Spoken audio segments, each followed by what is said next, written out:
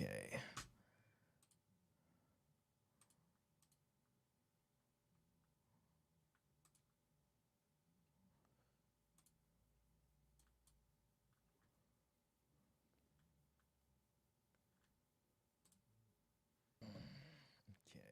Oh, crap. Got a double feedback.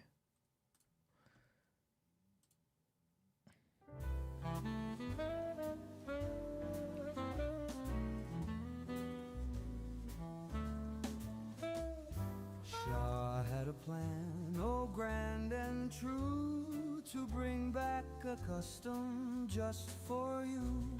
A dowry's charm. If you're watching this after the fact, I'd skip forward. I don't even know if anybody will show up, but we'll see. In a world where romance might expire, he'd gather gold with wit and flair, pledging his heart beyond compare. For in the Yo, Mountain Man, dang, man, you got here fast, bro. Appreciate you coming in, man. You know what, man? If it's just us two tonight, I'll do the whole show for you. Just gonna give it a couple minutes, see if anybody else wants to say hi.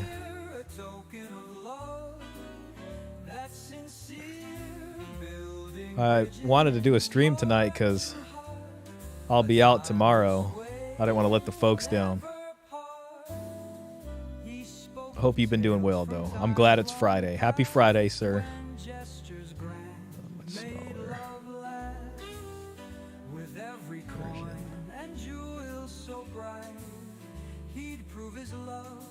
My pleasure. No, I appreciate that, man. Gosh, I just figured we'd have a relaxing stream. Make sure the stream still works after what happened last time. Just react to some It's Complicated videos. It's been a while since I looked at some It's Complicated videos, so it should be pretty cool, you know. So, oh crap, got to put my overlay back on. I've been doing some video game streaming, so it's like I always switch this stuff around. And I've been playing this game called Elden Ring, and the health bar is like right here, so it just helps to move stuff around. Building bridges. There we go. Now we're ready for the show. I'm just looking up something random here. The social structure of Palestine in the Second Temple period. I think we're looking for the first period.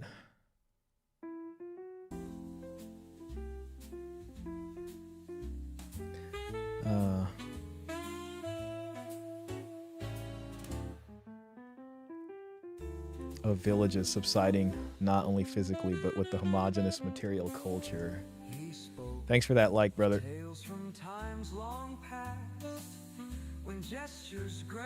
In the previous chapter, it became clear that social stratification is the societal feature most strongly correlated with marriage gifts.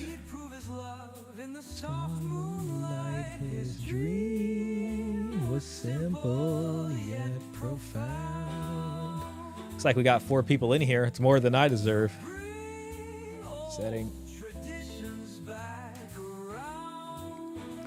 Though Goody assumed that ancient Israel was always a stratified society, an examination of not only biblical but especially extra-biblical archaeological evidence has revealed that this was not in fact the case. At the beginning of Iron 1, one finds a conglomeration of tiny villages subsisting in the hill country, not only physically isolated, but with homogeneous material culture and no signs of centralization. Several centuries later, one finds kingdoms in both the northern and southern parts of the country. There we go. That's what I was looking for.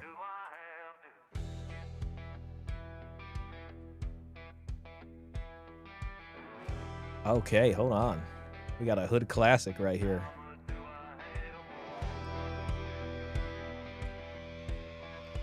Appreciate that. Just reading some notes. I should probably be reading these out loud. How much do I have to Shit on you to make you love me. It's the Paul Elam song. He asked for this line here to be made into a song. true.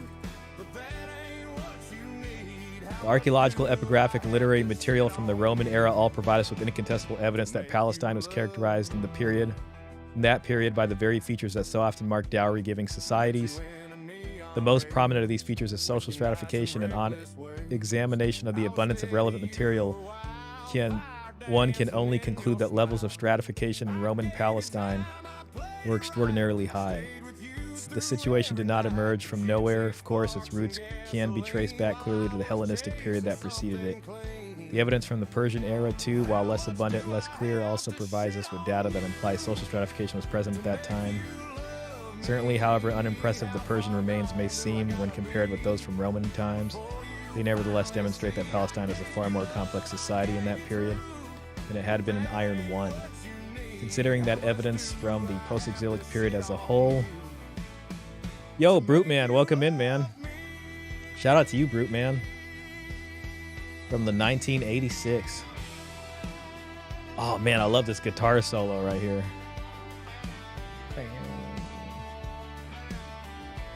I might just read this book to you guys. How about we do that?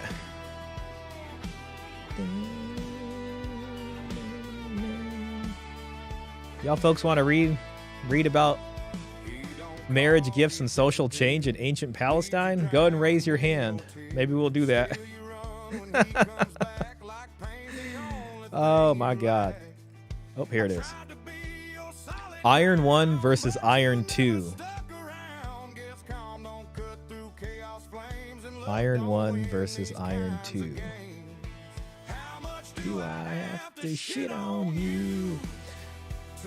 You love me. Biblical.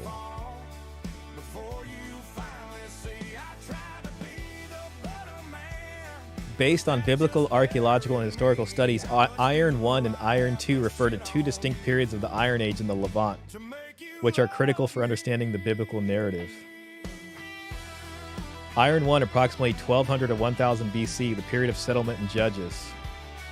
Covers the end of the late Bronze Age to the period of the biblical judges. Corresponds to the Israelites settling in Canaan, the emergence of the tribes, and the time of the judges.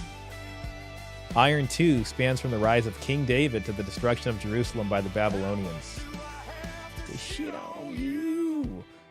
Covers the united monarchy. David, Solomon, and the divided monarchy. Characteristics: Iron becomes ubiquitous, revolutionizing agriculture and warfare. This period shows rapid urban growth and political consolidation, with a change in marriage transactions, possibly. 7 people, and we'll do one more song. How much do I have to shit on you to make you love me? It's another classic right here.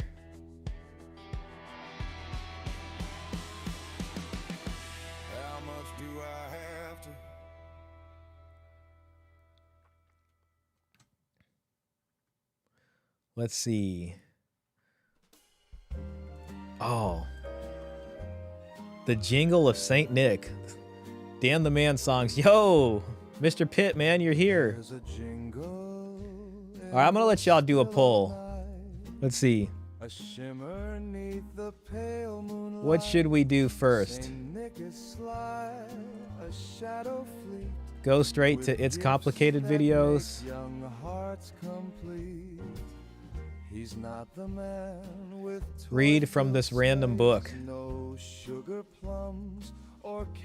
until our brains fall out. Ah, damn it. With silver coins and tender care. Oh, man. The jingle of St. Nick. Read from book. Not a sleigh bell, but a magic trick, a dowry here, a dowry there. Hope you guys are doing well out there. Sorry for the slow start. This is what happens when I just jump on here.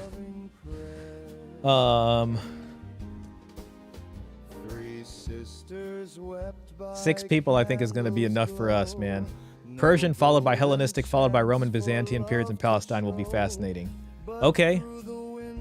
It's pretty dense. It's pretty dense. The reason I'm reading this is because, well, I've read it before. A lot of it, not all of it. But this discussion of polygyny being only for the rich,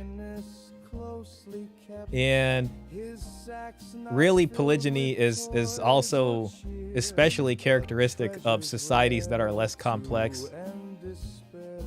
So it's not something that just like the top rich are doing. And by looking at the ancient Israelites, there's Iron 1 and Iron 2. And in Iron 1, their settlements, given archaeological evidence, is not that sophisticated. But then when Iron 2 happens, that's when you get, you know, the kings and all of that. At least, from my understanding, I could be wrong. But I'm pretty sure there was polygyny going on with all that. Then what happens is, you know, I think pretty much the destruction or whatever, and then it like goes to Persian, to Roman, and there's a dowry system because it's following this process of urbanization, basically. But Iron 1, there's not that there. It's just strictly Mohar, you know. So, yeah. Looks like we're at a 50-50. Okay. 67%, so I go straight to It's Complicated videos. Maybe we'll have to save the reading, huh? It did sound pretty interesting. Okay, we just heard that. We did just hear that. All right. Well, 7 people in here. I say we just get the party started and get things moving on. Let me see what we got in the Discord content sharing, just to see if there's anything in there we might want to react to.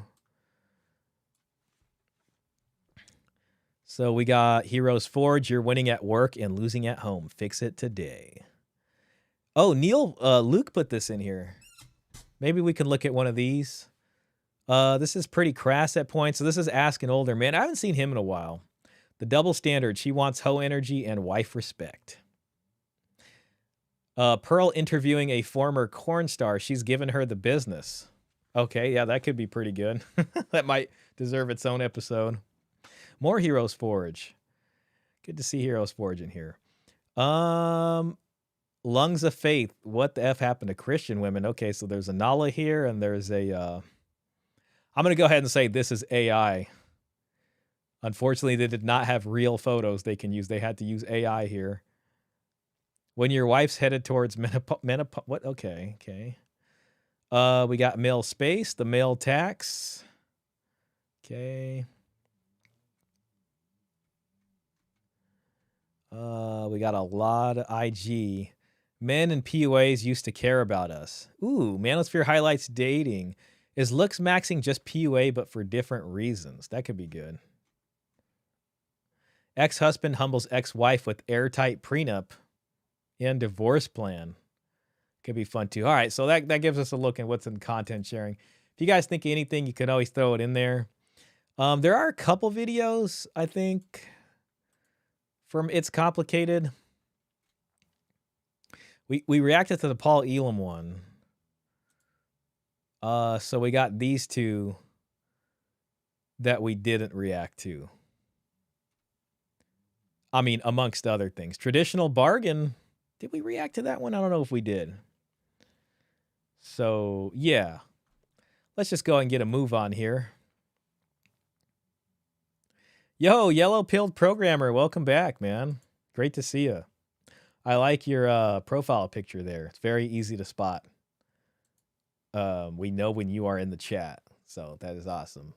All right, looks like 80% say It's Complicated video. So we're going to go ahead and save the reading here.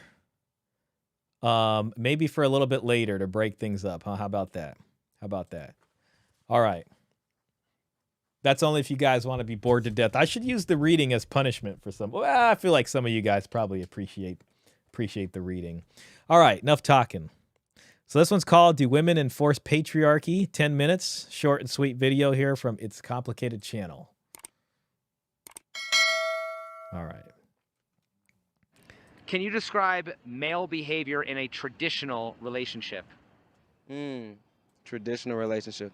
I would say male behavior in a traditional relationship would be a provider and a protector.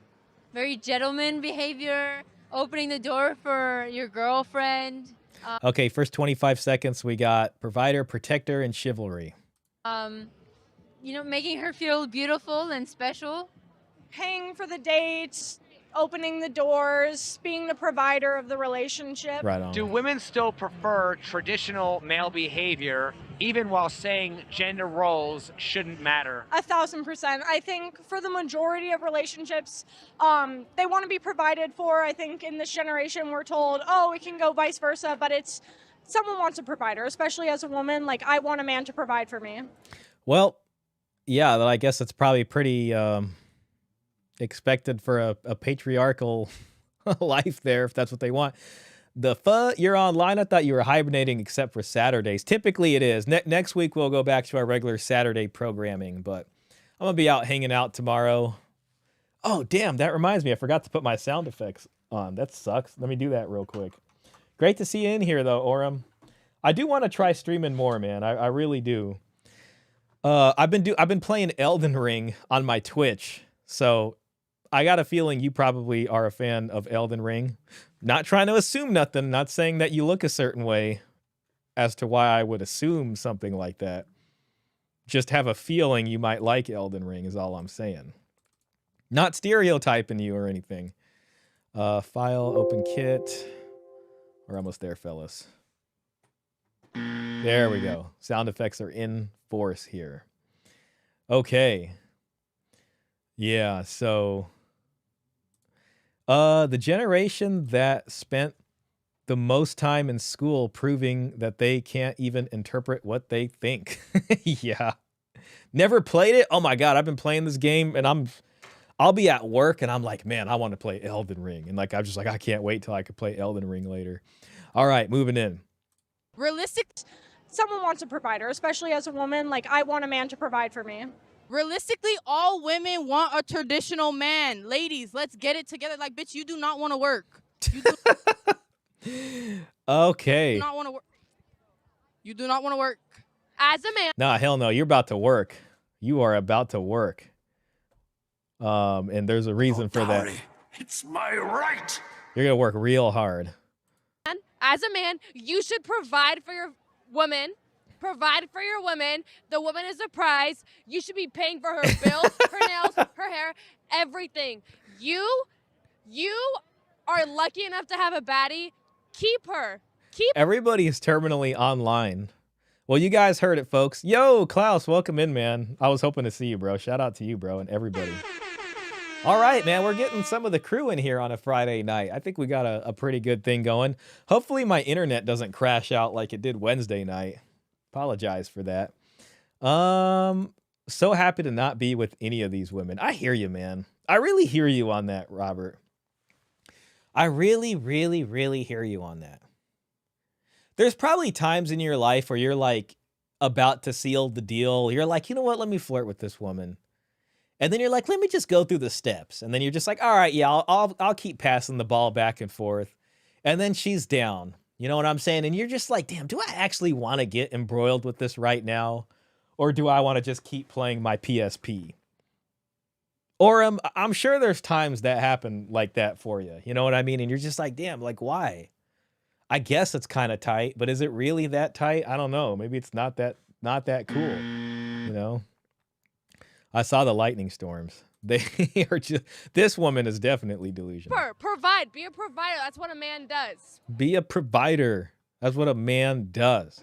Do women still prefer traditional male behavior, even while saying that gender roles shouldn't matter? Listen, babe, I prefer traditional behavior because you're a man. Be a man. Be a man. Don't be the woman. Be a man. Hey, as long as she got this. Which one of these broads has the richest father?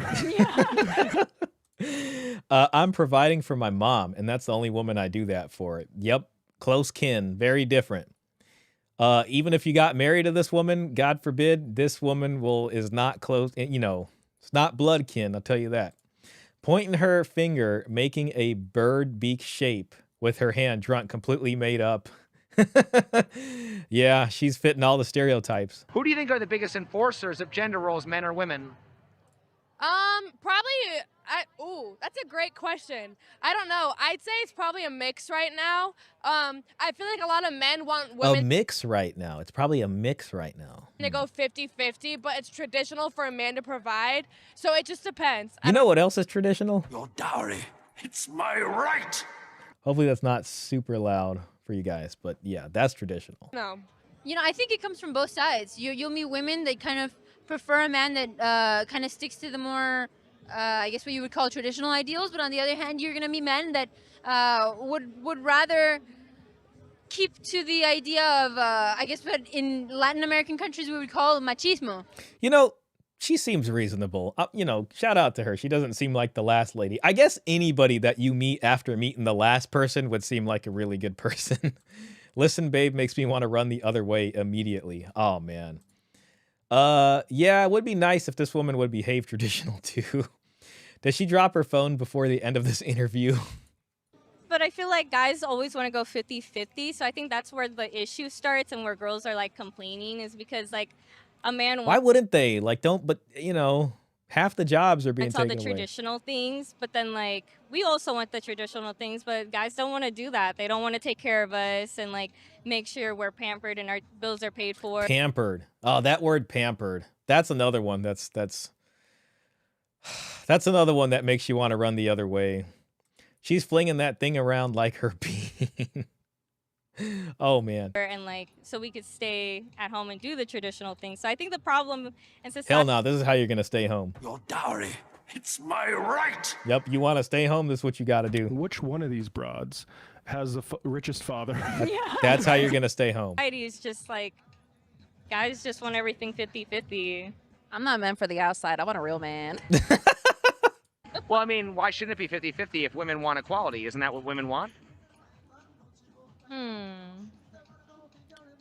Yeah, but I don't want a roommate. If I want Well, so what do you want then? a roommate, I'll just, room with one of my friends. Like you said, provider, protector, every woman wants that. And if they don't, they're lying.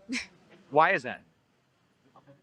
Because just human nature. Women are supposed to provide the man in a certain way, and the men's supposed to, I feel like, going above and beyond in protection and providing for them. And so who do you think are the above and beyond? The woman's supposed to provide in a certain way, but the man's supposed to go above and beyond. I don't know. Above and beyond is sounding very hypergamous. Klaus says, I don't want to go 50-50 too. I like it when I get wined and dined by my woman. Exactly. You know what's a male space posted a clip on Twitter of, him and Dr. Baskerville interviewing Roger Devlin, who a male space is a huge, he really likes his stuff. Let me just see a male space. Okay. Ah, dang it. I don't know how far back it is. Oh, here it is. Yeah, here it is. There was this one right here. In the United States now where it's just a mess. There are several cities, I understand, in the United States now where women in general are out earning men. If these women want to get married so damn much, why don't they, pay to take us out? That's what Klaus was mentioning right there. And there's nothing more important than marrying a wealthy woman. As you get older, I'm going to teach you tricks on how to find a dumb lady that loves just tanning. Real quick. Comes from a family. Damn, where's Peter Wright? Oil money. Oh. And then you can be a Peter Wright also put up this post right here, which I really liked.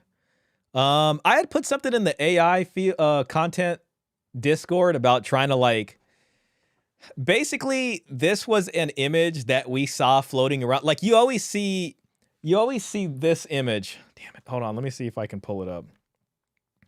It's always that same dang image. Gosh, I better be careful. I got so many things on my phone here. This image. It's always this picture, right? Like you see that and it's always popular. So we were thinking what if we take this picture and we try to fix the picture if we use the dowry stuff, right? So Says the female hypergamy story is Evo Psych fan fiction, at least in the way it's usually presented. Because whenever you change the cultural rules, the hypergamy pattern flips. Same humans, different incentives. Fixed it. So then if we look at this, hypergamy under the dowry ethos, hypergamy under the romantic chivalry ethos. So this is the love match, you know. And it's showing, if you look at, so this is what we're used to is on the right side of the screen here. And men are like, well, okay, yeah, we'll date on all different levels of women. But then on the women's side, it's, you know, they all want this guy, right? So that's what everybody's complaining about. In the dowry system, who men happily partner with, okay, makes sense. Who women happily partner with. And see, now we got hypergamy under control here. And this was an interesting one here. It got some good reposts and stuff. I like this one from DeAugusta. Raymond's like, dowry, no one has any money. Men need to constantly ask themselves this question. Aside from the nice skin costume this human is wearing, what else are they offering? Select accordingly. Yeah, so we had some fun stuff there. So yeah, going back. Do you know what the real problem is? These women's opinions don't matter at all. They'll change their minds like they change their underwear. That's true. And it's just because they can, because, you know, they're completely enabled to do that. They also have more STDs. It's like they're rich in everything. The blessings keep coming. All right. Biggest enforcers of gender roles, men or women? Men, because they're more dominant. Yeah, but who typically pays on a first date? Men. Who's typically expected to approach? Men. Who typically buys the drinks at nightclubs? Men. Who typically gets down on one knee? Men. Isn't that all traditional male behavior? I think a girl loves it, and a girl loves to be chased. So who are the biggest enforcers of gender roles, men or women? It's a good question because women expect it when men don't want to do it all the time. But men get the benefit of going out of their way to do their gender roles. So men get the benefit of going out of their way to do their gender roles. Wow, guys, are you feeling good? Greetings, Gold Pill crew. Shout out to the Gold Pill brothers out there. Shout out to the Gold Pillars. And maybe even possibly some Gold Pill sisters. Lesser known. Great to see you in here, Mad Villainy. Thanks for joining. So would you say that women are the biggest enforcers of gender roles? Would you agree with that? No. You said women expect it, though, right? Yeah. Well, I mean, does a man necessarily have to expect a woman to do traditional things to be with him? Or? Oh, nowadays, no. Women don't want to cook, clean, provide for the family. It's She kind of got walked down. It's complicated, kind of walked her down the alley, so to speak. definitely different. 2026. So once again, how are women not the biggest enforcers of gender roles? I don't think they're subtle enforcers. They're subtle enforcers? What's she talking Like about? it's expected. Well, right, but you're saying that women expect men to be in their roles, but women don't want to be in their roles. So to me, that Which sounds is sad. like... What's that? Which is sad. It is sad, but my point is, it sounds like women are enforcing gender roles more than men are. Is that true? I guess that makes sense, yeah. So if women are the biggest enforcers of gender roles, how are women not the biggest enforcers of patriarchy? The very thing they demonize men for. I don't know. I'm in a healthy relationship, so I can't really speak on that. I kind of love how he does that. I guess, you know, with a lot of people, it's like if you just kind of keep picking at someone's beliefs, I guess, and get them to look under the hood, sometimes they're not so sure about them as they initially thought they were. Probably true for, you know, a lot of us. Definitely the ladies in this video. She has a strange definition of benefit. Yeah. You will work hard and pay a lot for not much, and you will enjoy it. These women bring nothing to the table. They need to bring a dowry and a low or nil body count if they want to get seriously wifed up in lifelong or long marriages. Absolutely. In general, like in society, in our culture, what are your thoughts on that? I don't know. In patriarchy, She's never thought about it. She's just like, I've never had to. I like how she just says patriarchy. I don't know. patriarchy. I feel like that can like almost be a sound effect, like I don't know, patriarchy. I just Matt. I don't know. I just patriarchy. I just think I don't know. I just think men should be the providers. Look, I'm not giving you good answers at all. They appreciate someone who is willing to like take care of them and like, but that doesn't necessarily mean being the breadwinner and like doing all that stuff. It's just, I think there's a craving for some sort of like equality within relationships, and some of that does kind of like lean towards what we might think is like traditional, but I don't think it's necessarily like. The only reason I ask is because like if you go to nightclubs, right? Aren't men typically the ones buying drinks? Oh, yeah. If you go on a date, isn't the man typically the one expected to pay? Okay. So once again, do you think that women still prefer traditional male behavior, even while saying that gender roles shouldn't matter? Like men still have to approach, things like that, initiate? Okay, I do feel like that is probably the general, So do you think that women prefer traditional male behavior, even while saying that gender roles shouldn't matter? Yeah. Most of them, right? Yeah. Oh, he got another. He walked another one down the alley here, maybe out of the alley, so to speak. He found him from behind the dumpster in the back alley and got him out. Patriarchy would be a cool sound effect, FYI. This needs to go into your sound effects board. Huh? I don't know. Patriarchy? Yeah, I know. I gotta go back after and isolate that sound. Huh? I don't know. Patriarchy? Should approach women. Who typically buys drinks at the nightclubs? Okay. Yeah. Men should approach women. Who typically buys drinks at the nightclubs? Men should buy drinks. Who typically Men should. gets down on one knee? Men should get down on one knee. Women should not get down on one knee. Girls. She's like, okay, I was gonna make a dirty joke, but let's not make it. Okay, isn't that all traditional male behavior? Yeah. So don't women typically expect traditional male behavior, even though they say that gender roles shouldn't matter? Correct. Yeah, I agree with you. I agree. I think that all ties down to like women are a part of the problem too with our generation, 100%. Yes, women always want an alpha male, regardless of what they say on or off camera. That's what we're all looking for, and that's why we're all angry. Okay. On or off camera. That's what we're all looking for. Drop the link, the original video and the timestamp, and I'll make a sound effect. Yeah, man, I'll do that right now. Appreciate that, bro. Copy. I'm gonna put it in. I'll put it in the Discord, maybe, if that's easier.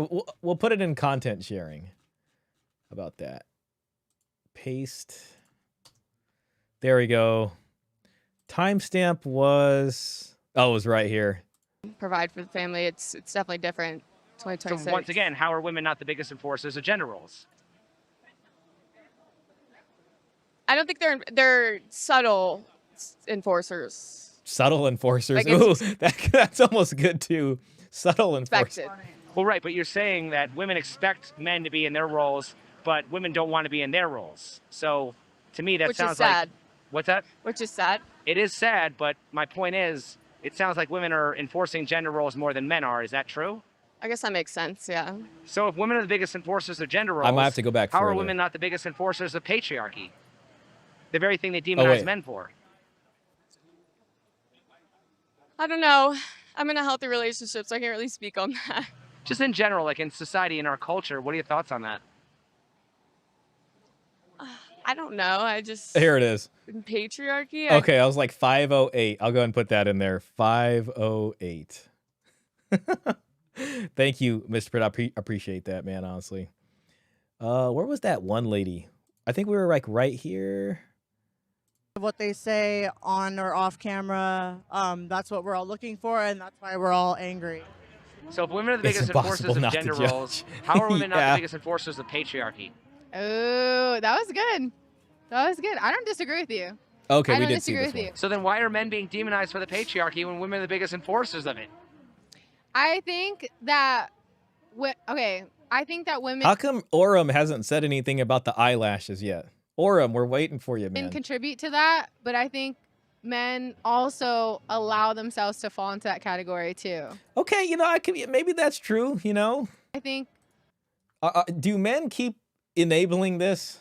I mean, maybe we don't need this as a poll, but Do men keep allowing themselves to fall into this category? Okay, we'll do yes, no, and then for a third option, men are forced to. For you guys out there that want to say that. So start poll. Okay.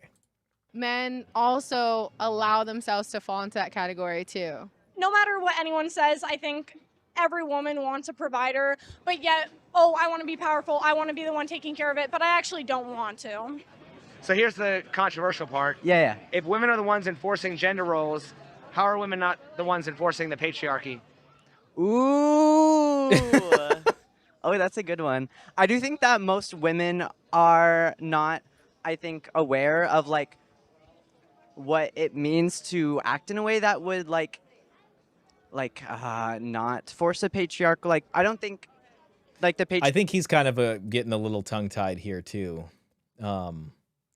Yeah. patriarchal like system is very like well known, and I don't think a lot of people realize how integrated all these like thoughts and feelings, everything is into society. And so I don't think it's on purpose. But it is just so engraved into our societies and into our minds from birth that So maybe the word he's looking for is culture. do think it is something that a lot of women are pushing again. That's okay. Fair. Yeah. Do you think it's fair for women to kind of blame men or demonize men for the patriarchy when women play a part in upholding it? Everybody, everything. No, it's obviously not just men. The patriarchy is everybody. It's in, yeah, I do think that's definitely true. So how do you think It's that a like men and mindset. women can come together and not just kind of like, hate each other for this system that we were all born into? It's hard to imagine in like I think our current state of world, because it takes a lot of sitting and listening and learning, and I don't think a lot of people want to put that kind of effort into something that like most people deem as like not that important. So I don't know if it's possible like nowadays. I will take accountability as a woman. Like, I do think that women, we expect a lot from men, so it's probably hard to be a man. I understand that. I give men a lot of credit, but I think Okay, there had to be a but.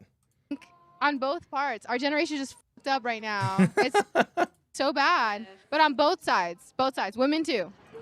Okay. Let's see. Was having a discussion with a female colleague or with female colleagues during lunch break. I asked them, why do women wear heels if they feel uncomfortable? They replied, it's because of the patriarchy. That's so funny. That is hilarious. The patriarchy is forcing women to wear high heels. Wow. That's amazing. Enjoy the decline. There's an old red pill maxim right there. Because I'm brushing my daughter's hair. Oh, shout out to you, man. Lifestyle facilitator partner. Hey, Feng, welcome in. It's all because of that wretched patriarchy, but no agency from women as a collective gender. Cultural gynocentrism is forced upon men as a collective gender by other men. Yeah, I think Paul Elam would agree with that. And lastly, why do women only complain about patriarchy when they're competing with men? Competing with men, how so? Like in the workforce. Man, he had that lined up in the workforce. She was like, how so? He was like, in the workforce. John's the best, man. Women are competing with men in the workforce. I think women are, well, feminists specifically, which I'm not for, are competing against. Damn, imagine the person dressed with literal, like, the look of the devil is also not for feminism. Men and against the entire male community. Oh my, wait, you're asking great questions. These are great. I don't know. I feel like deep down, women don't want to feel like they're the man in a relationship. They want their man to take care of them. And like, some people are too afraid to admit that, but I'm not. So as a man, do your freaking job. Do your freaking effing job. Damn, that could be a sound effect too. Do your effing job. Do your freaking job.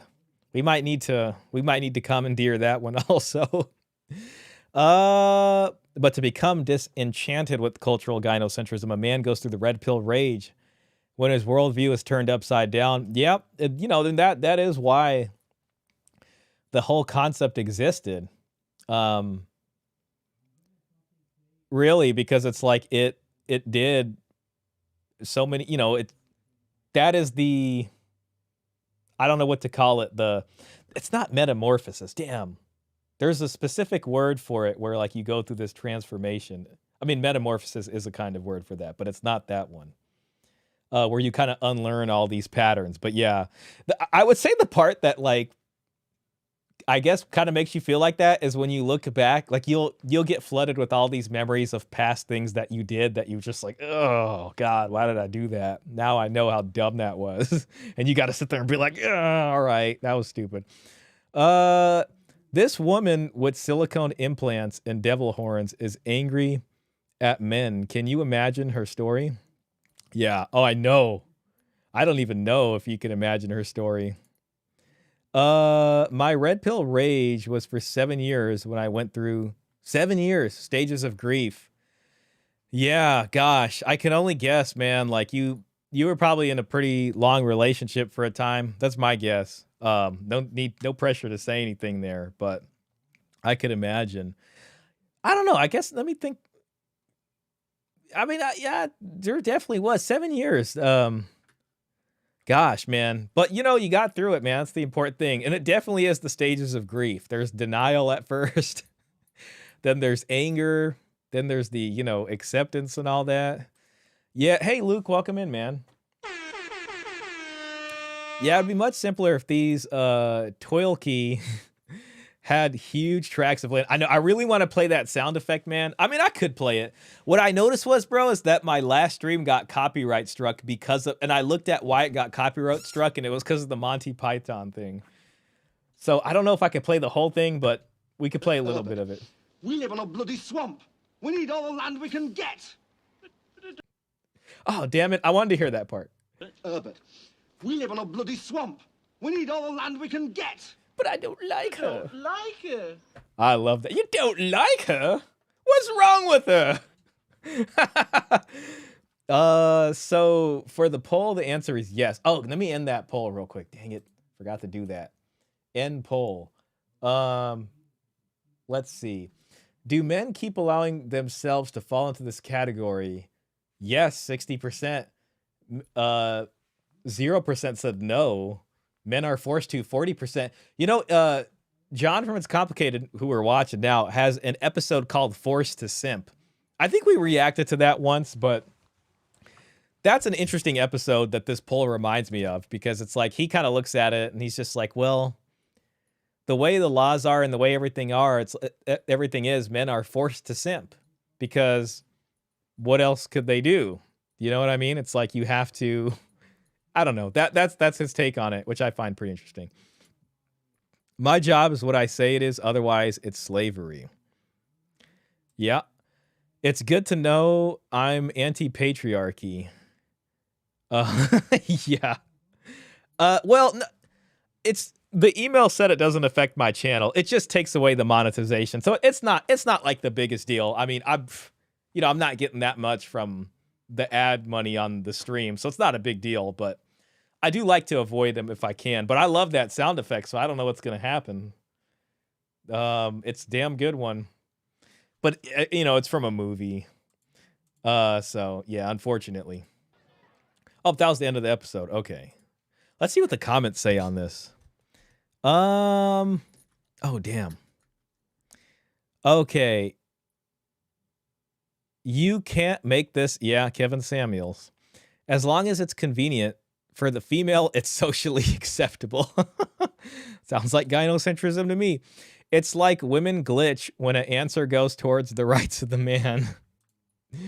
Their hypocrisy and lack of self-awareness knows no bounds. I love how you actually held their feet to the fire this time around. Yeah, I think he did. Yeah, he really did. You were more assertive in getting them to see the point. Yeah. Woman fatigue is real. I'm slowly being radicalized. I know it. Oh God.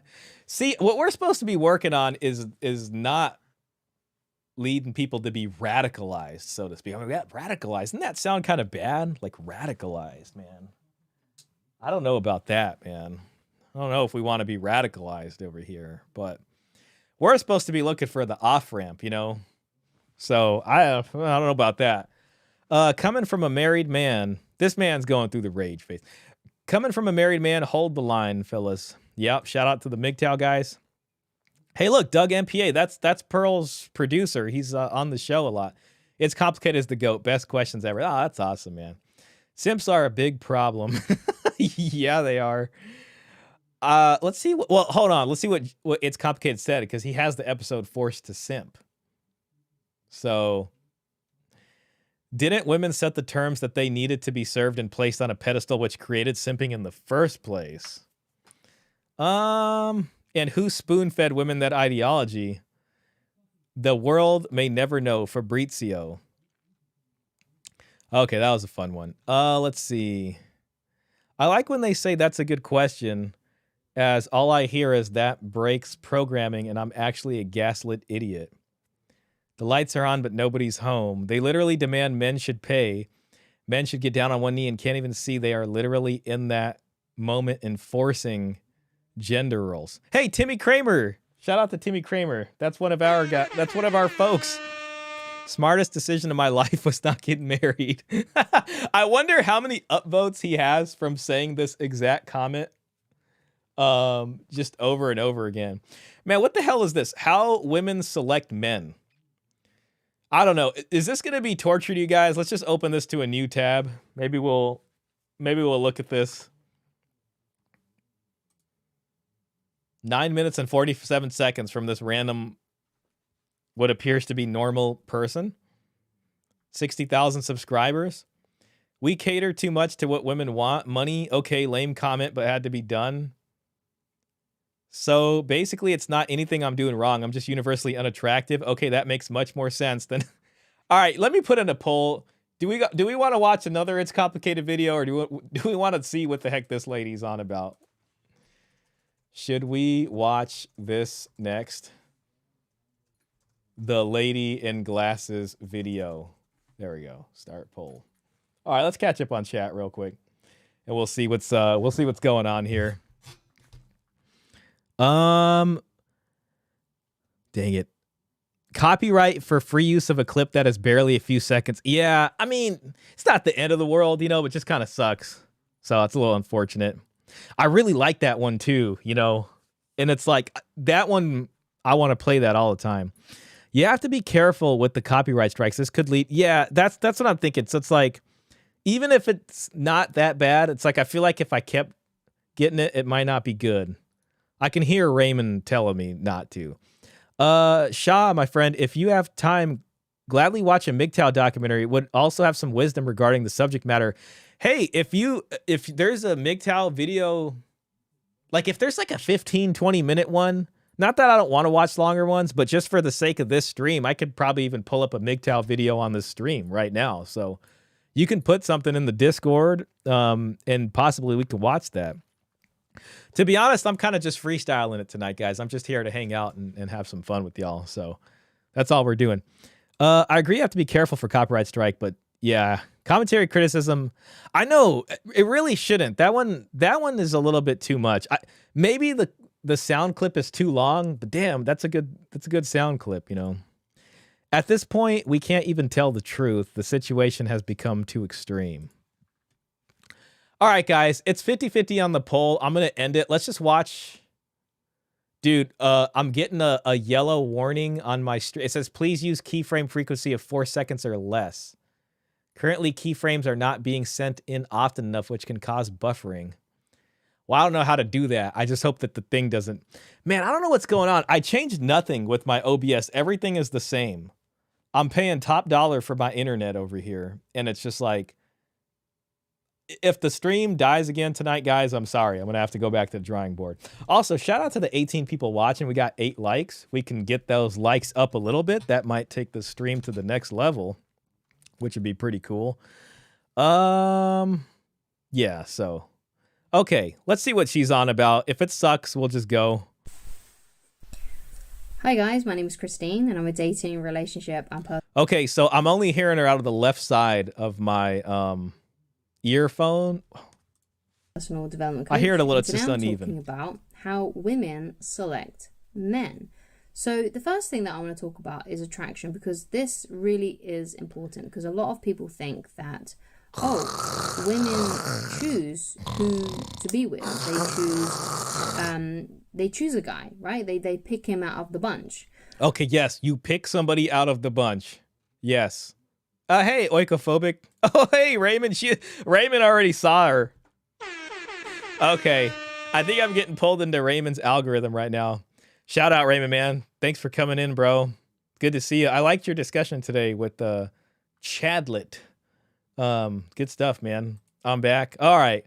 We'll watch like 2 minutes of this if we can make it, and then we'll just dip out.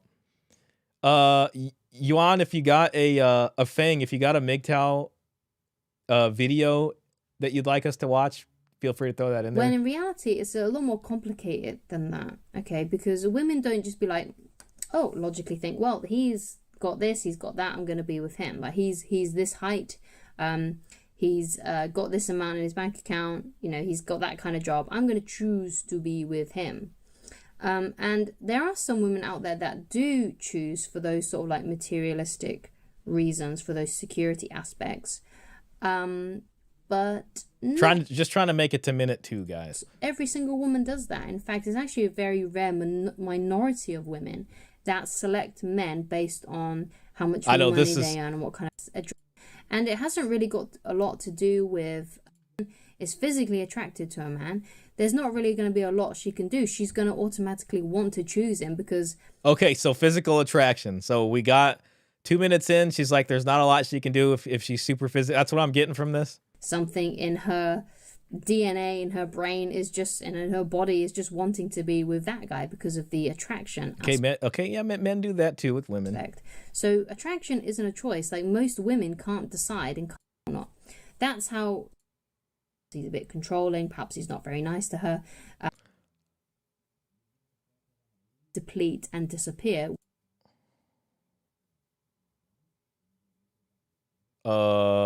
Crap. Okay, I so think we if you lost can get a it. woman to agree to go on a date with you, even if she has a bit of a low attraction for you, if you can get her to have a good time and to feel comfortable around you, Okay, here comes the simping. then she will start Or possibly gaming. to become more attractive. Some people would say is simping. To you.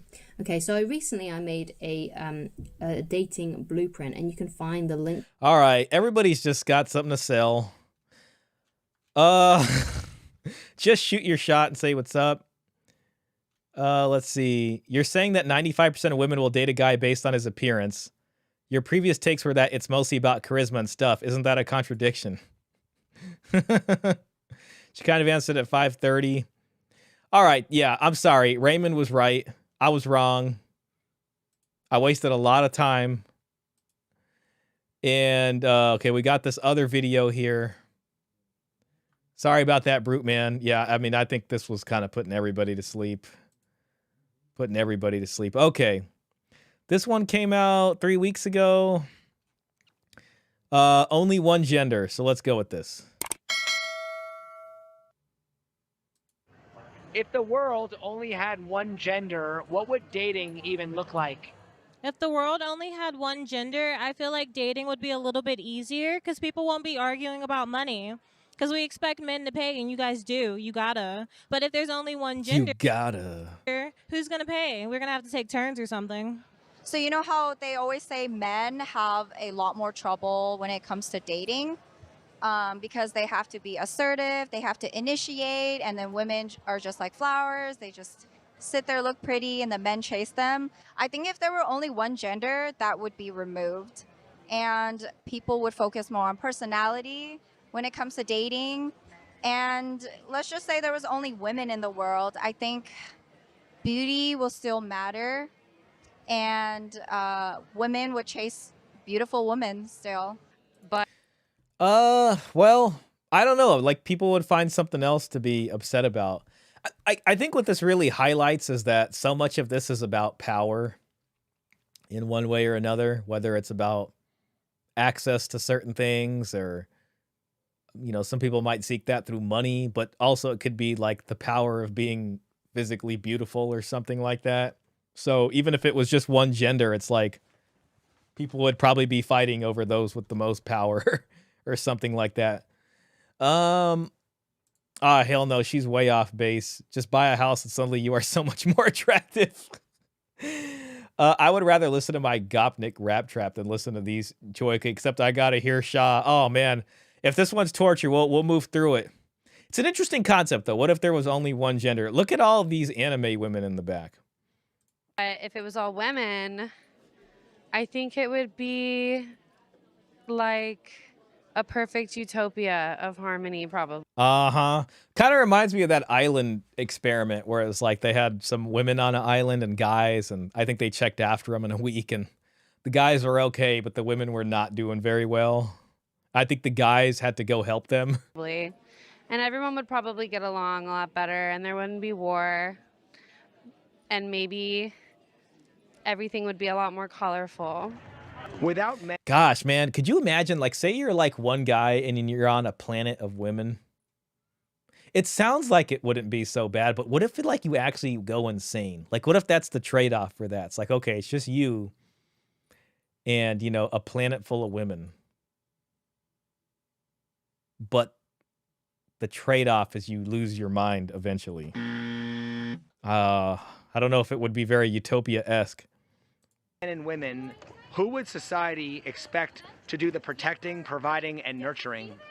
Without men and women, I would say the most masculine one out of the non-binary people have to do the protecting.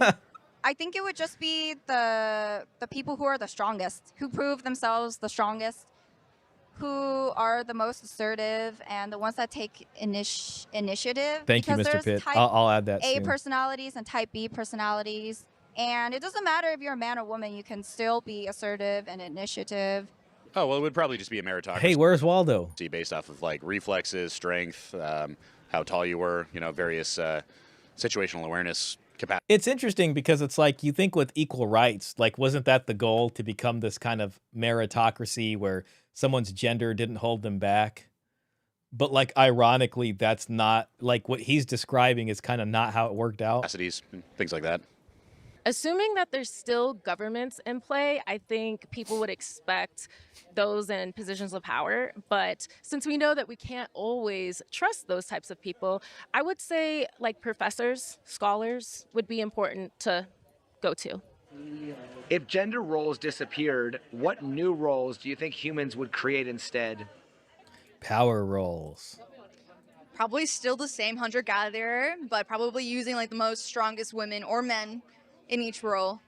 I think that would be based on interests. So probably hobbies or whatever your natural skill set is based on. You know, architect, artist, writer, things like that. There would be a distinction between strong and weak and smart and dumb. I mean, you would still have to have. The strongest and assertive. And then we get a hierarchy, don't we? Where is the equality? Yep, there, exactly. Like if you take the gender out, like there's all these things would still be there. So it's like, it's almost like the whole episode. So it's like, okay, so blaming men for all these things is actually not right, because even if you took men out of the equation completely, it would all just still, they can't even imagine a world with like without these things for the most part. Like, cause when it comes to getting some stuff done, like what are you going to do? You know what I mean? Oh, well, the stronger people need to do that. Okay. So the stronger people need to put themselves at risk.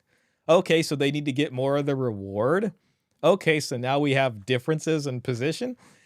Good point there, Klaus. Yo, Jay Cote, welcome in. Oh my God, just saw Caroline Levitt's currently Prager's book. So unfair. Oh my gosh, that such things can hello, sir. Been looking for your channel for a while now, ever since I saw you on Pearl. Oh man, I'm sorry it wasn't that easy to find, man. Well, I'm glad you found it. Just had a few good things to say that I would want to ask you about. Okay, yeah, man, feel free. Welcome in. That's cool. I'm thinking you probably saw the in-person interview I did with her. All right, let's move in. Have nurturers, you'd have to have protectors. I mean, you would have to have people that, you know, filled all the various professional roles. So it's, I think it would kind of, you know, sort of split off into basically people just, filling the niches that are necessary to keep society running, If everyone had the same sex, do you think relationships would get simpler or more competitive? Oh, that's a good question. I think it might get more competitive just because everyone's competing with each other at that It point. might get more competitive. And there's no like standards, I guess. It'd probably get more competitive just because now there's no box to put people into. I don't think it would really make too much of a difference. It's kind of like before. I think we're just naturally competitive regardless of what's between your legs. I think it would still. So just naturally, so would it make a difference? Okay, yeah, there you go. Oh, damn it, I missed it. I don't think it would really make too much of a difference. It's kind of like before. I think we're just naturally competitive regardless of what's between your legs. I think it would still be the same because there would just be the same gender fighting for one person. Probably more competitive, 100% for sure. My job is hard, I feel like if there were more women, I don't know if I'd make it as a creator. So I have a question to follow. Oh, someone's asking a question back?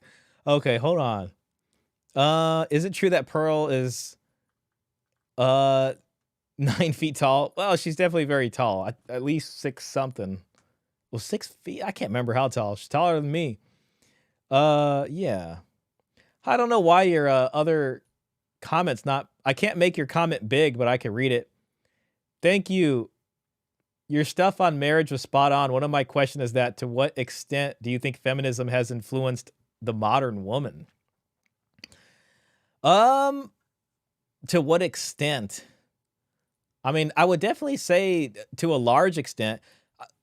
I view feminism as more so rooted in gynocentrism, and gynocentrism having provided this kind of ground, you can say, for this sort of entitlement or this sort of pedestalization of one over the other, it created fertile ground for like feminism to cement itself, basically. So it started with chivalry and led into this.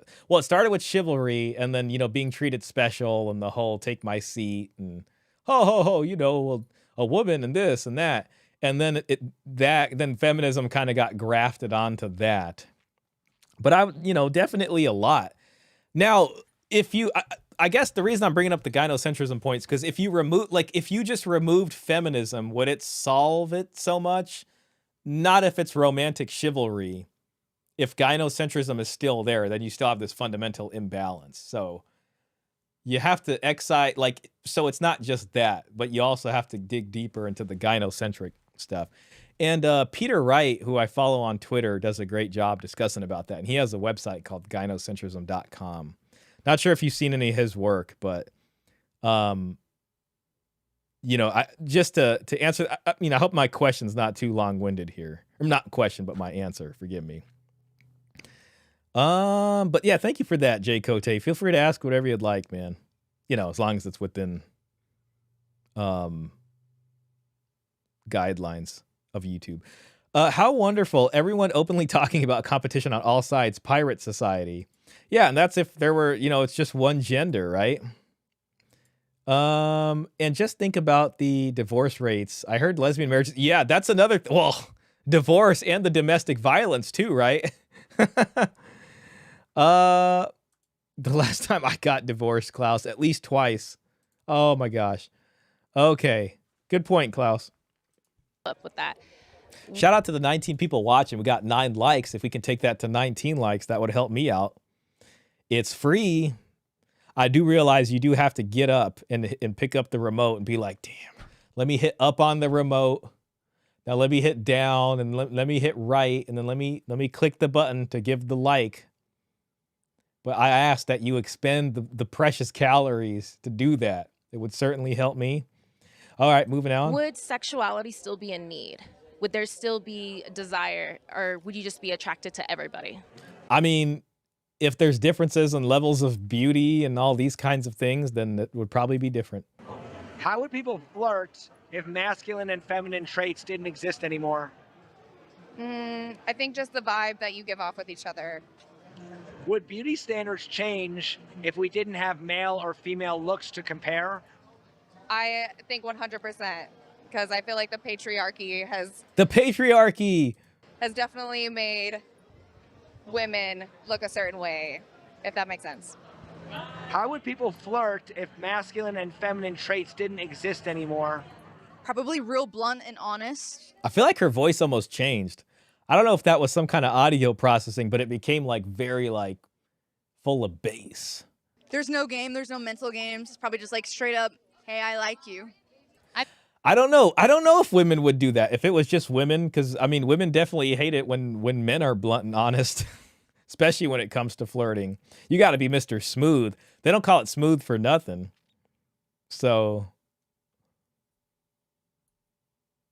let's mark. So I can let's make it so I can make smart ass remarks. So you can act offended.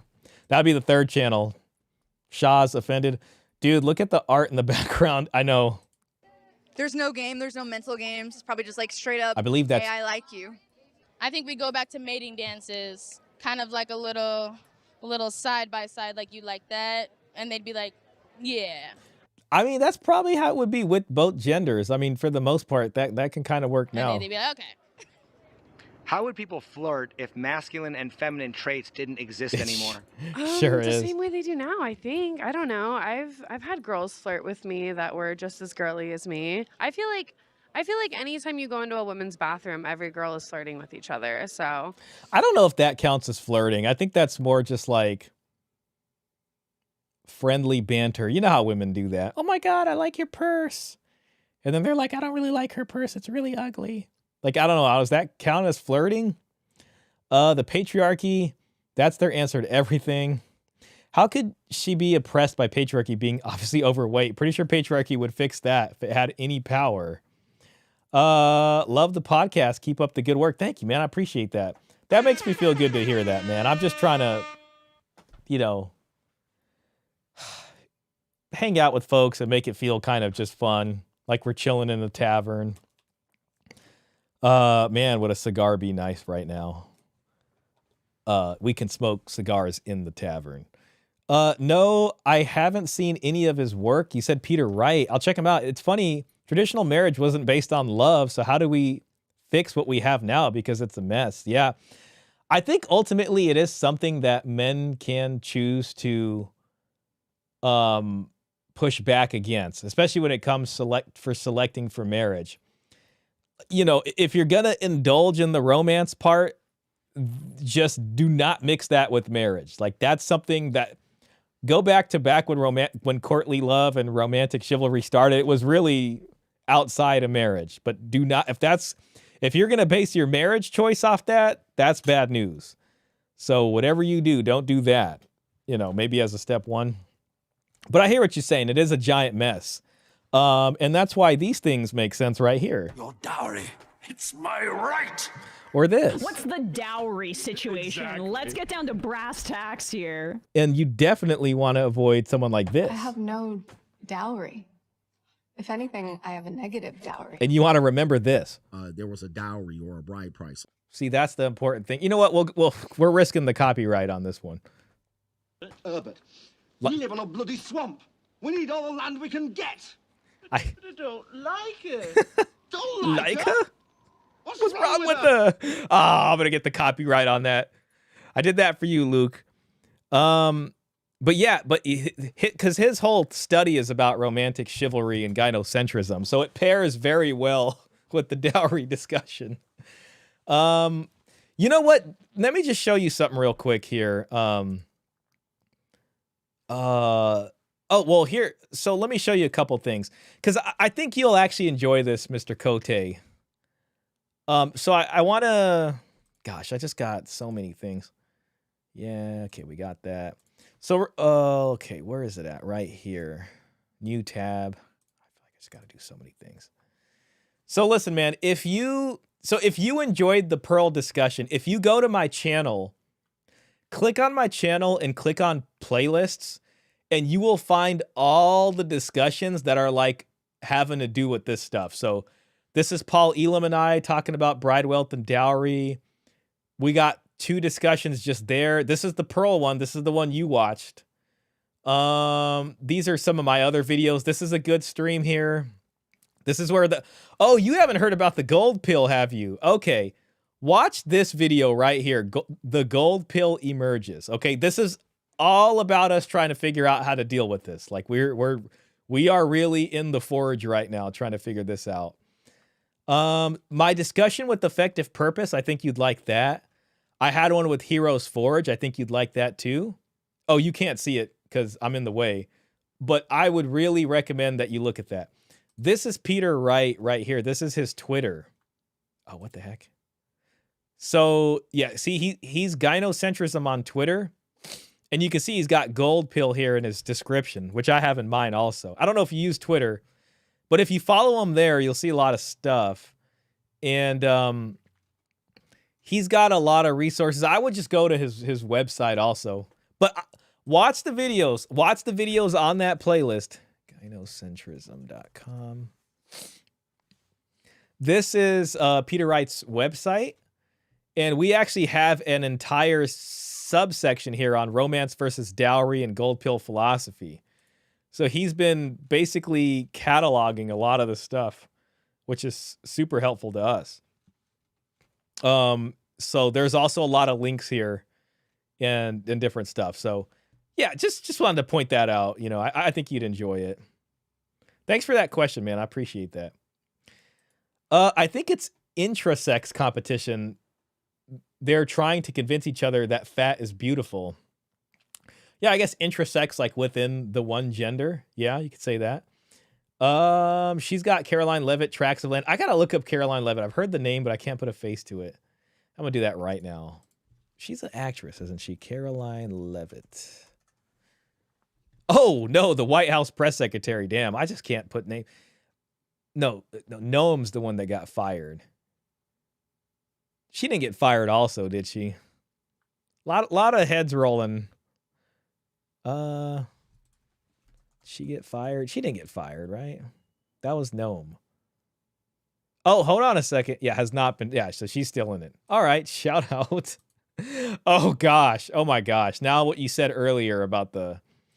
I don't think so. To be honest, look at how fast all the body positivity influencer changed their tune when Ozempic got available. Yeah, as soon as it there was an easy way out of that, then it was different.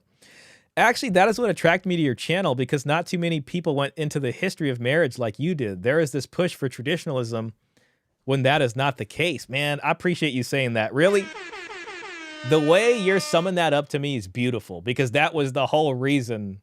Like, that's what really drove us to do this. And I say us on the channel because a lot of the folks that are in the chat have been with me on this journey. You're going to love that. If you liked that about the discussion, you're going to love this playlist. Okay? I might even be able to share I don't know where to even get the link right now. But you just want to click on that playlist on my channel. Okay? So you'll find that there. Listen, man, It's Complicated Channel even made episodes on the dowry and traditional marriage, you know, and it was influenced by some of this work here, which was pretty cool. So yeah, every time I do anything that goes over this stuff, I add it to this playlist. And, you know, I want to make more shorter videos of just kind of like very short snippets of me just talking about stuff, which I do plan to do. I've been promising this for a while. So yeah, look out for that. I'll watch the videos. Awesome. Yeah, perfect. I once visited the Mount of Ozempic. Thought you were going to say like Mount Olympus or something. Hey, we got 14 likes now. Thanks everybody who hit that like button. That was very kind of you. 17 viewers. Hera was there. She would have been hot, but she changed her. Oh my gosh. Orem. Don't forget the bags. Yeah. Oh, I got to put my video with the honey badger on that playlist too. Thanks for reminding me about that. You know what? Let me try to find that right now. Oh, crap. Sorry. I got so many things going on. Let me try to find that right now, actually, because I don't want to forget. Orcophobic. Good call. Good call on that. Honey badgers. This is Shaw. Honey badger. I think it's Honey Badger Radio. This is Shaw. Come on. Dang it. I'm gonna have to go look through and try to find the video. I think they might actually have 2 channels.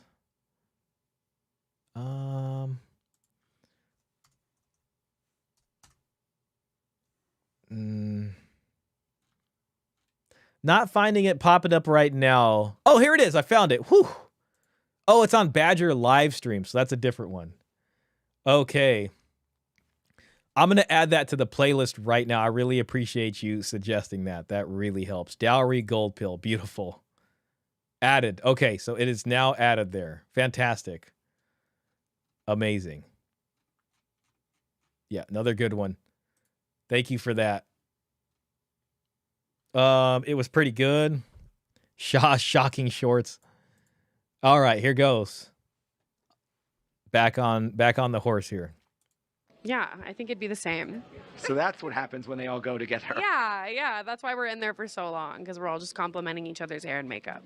I mean, you would have to have, metrics that people would use and sort of like openings that people would use to flirt. So that's a tough call. I mean, it might be something based on like what role you provide in society. You would, flirt based on that maybe, or, various physical characteristics or, emotional characteristics. So, yeah. It would probably be relieving. I don't know. I just thought about it. I never thought about that before, but I think things would work out great. You would just be yourself and no worries of being pressured. You would just be yourself. There'd be no worries about being pressured. Okay. Be a man, or no pressures to be a lady, and you would just be yourself. Would beauty standards change if we didn't have male or female looks to compare? Yes, I think they would. I mean, sort of by definition, they would have to. This guy seems pretty reasonable. Because beauty standards currently are generally based on, quote unquote male or female or, masculine or feminine traits. I think we're kind of moving in that direction because there's a lot of people that are gender fluid, and I think we aren't doing so much of what's traditionally considered attractive due to your gender. So I think we're kind of moving in that direction right I don't know, but when it comes to the people that are still, heterosexual people, like, I think they're all still doing that normal stuff. now. If reproduction didn't involve men or women, how do you think families would work? Oh, that's interesting. I feel like it would just be building trust amongst each other and just trying to provide for an offspring. I don't know. That's an interesting question. Well, that's a good question. I mean, are we talking like a lab-grown environment? I mean, because essentially you can envision a world in which, children are raised sort of like Brave New World style, but like not in a bad way, in like a communal sort of setting, which could be beneficial, So, I mean, there's that. But at the end of the day, I think a human need and just the human experience in general craves community and intimacy and shared experiences. So people will go together, in communities, even if it's not a traditional family. Would the world be more equal without gender, or would people just find new ways to divide themselves? Oh, people I would think they'd find new ways to divide themselves. 100% find new ways to divide themselves. People will always find a reason to argue. It's unfortunate. Like, if it's in our nature to war and do these things, like if the United States became completely isolationist, say like nobody from the outside could bother us, we created this invisible shield. After some amount of time, like, would we just start fighting each other? You know what I mean? Like instantly, or at least in a couple of weeks. I looked at traditionalism, whether it is the Bible, Quran, almost all the major religions did not sell marriage like they are trying to do today. I knew the 50-50 in marriage was a bunch of BS. Well, they're also selling marriage as the man just pays everything 100-0. But the problem is that everyone's ignored this idea of the marriage transaction and the wealth transfer that occurred during marriage, which pretty much was ubiquitous with, most marriages in the past. Your dowry, it's my right. There was a dowry or a bride price. See, that's a lot of what it is. But whether it's conservative or progressive or, liberal, they're not presenting marriage.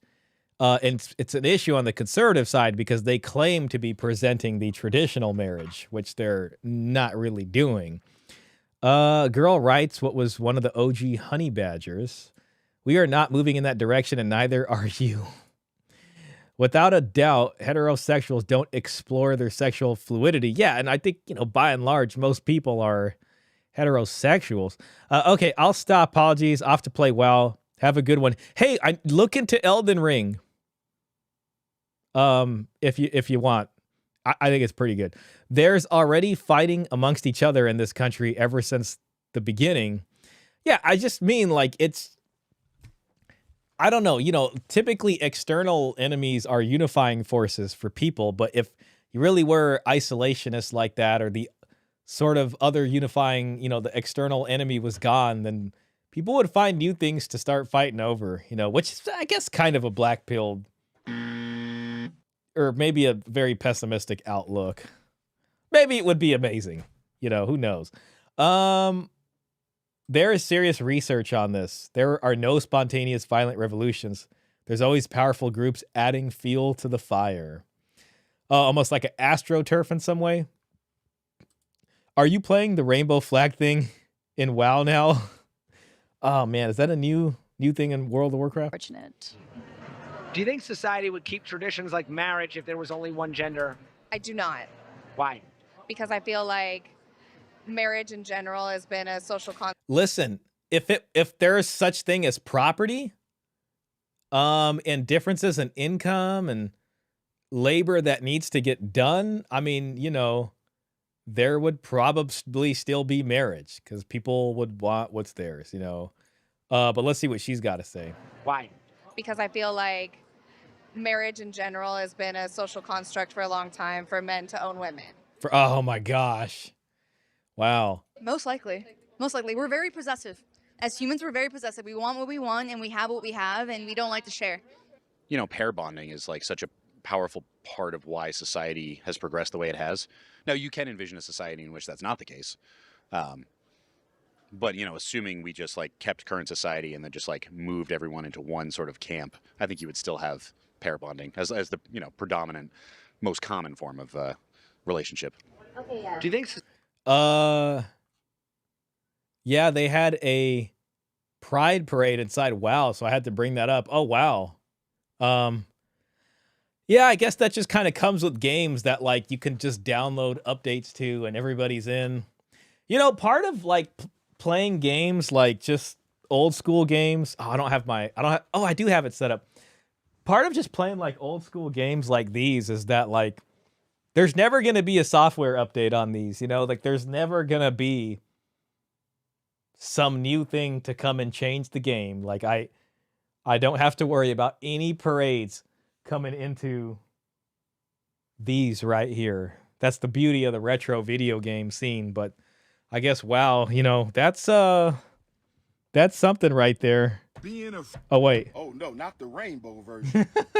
Never mind. That says rainbow. Okay, yeah, that was the rainbow WoW. So yeah, they that's interesting. That's a first. I worked at a financial institution some time back. It was then I realized how much of wealth is transferred through marriage. It made me start looking at marriage differently and what I found out. Wow, I'd love to hear. It was mind-blowing. Yeah, I bet. I wonder what you were seeing at this institution. Hopefully it wasn't just divorce stuff, but that'd be interesting to hear kind of what kind of transfers you were seeing. I mean, you don't gotta give too much detail, but it'd be interesting. Thank you for that comment. Society would keep traditions like marriage if there was only one gender? Wow, that's a really good question because I think marriage is traditionally a religious construct. So I would say if religion was still in the picture, then yes, I think marriage would still be a thing regardless of the gender. No, marriage is so I can take your money. Marriage so I could take your money. Well, I mean, heck, at least she's being honest about 2026 marriage. What if I get a prenup?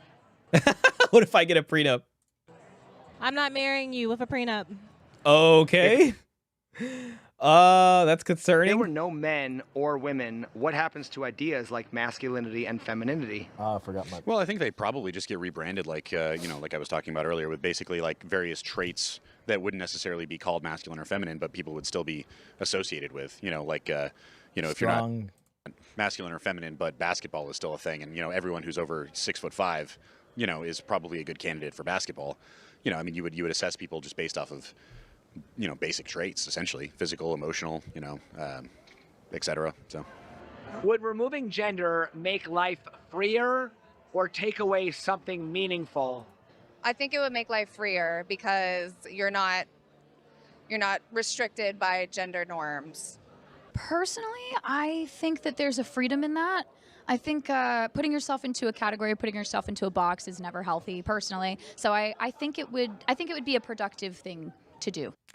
I don't know, it's like those are a lot of those kind of like things, like they sound kind of nice. Like, okay, yeah, don't put yourself in a box, but like there are benefits of having some definition about who you are. You know what I mean? It's like, this is who I am. This is what I believe in. This is how I operate. You might be able to get further in life than if you're just this kind of formless blob. You know what I mean? So it's like being too rigid could be bad.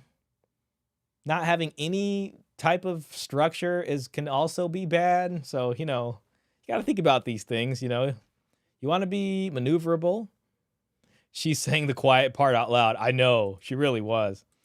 Well, let's just say that rich people are more traditional than they tell the public, because rich people want to leave a legacy, one that would last through the ages. You know what? I'm glad it was that. I was afraid you were going to say I saw a lot of people losing money through divorce. But that's one of the things I've mentioned before, too, is that my suspicion is that the well-to-do are still doing it this way. And that's why they've continued to be the well-to-do. The way we do it now, it's like people make money, then it falls like sand through their fingers because they get, caught up in all these things and the marriages don't last and all this kind of stuff. So thanks for pointing that out, man. I actually appreciate reading that. They know that marrying the wrong person can mean they lose it all. The banking terms like trust, transfer of real estate, cash, etc. Like I said, it opened my eyes. Yeah, it's like there's a whole hidden system there, like about how they do things, and a lot of regular people aren't really aware of it. It is very eye-opening. Thanks for expanding on that. I think there's something beautiful with having the female experience as well as the male experience separate from gender roles. So, I mean, it would be cool to be able to remember if I had an experience as a man in a past life or something. But it also... I didn't expect her to go there. I was like, oh, okay, so what would the woman experience, man experience look like without the gender roles? That she mentioned, that... Not that it couldn't happen. I mean, maybe it could, past life experiences. Okay, okay. And egalitarian. You know what? Let me get a feel for the folks watching. Do you believe past life experiences are possible?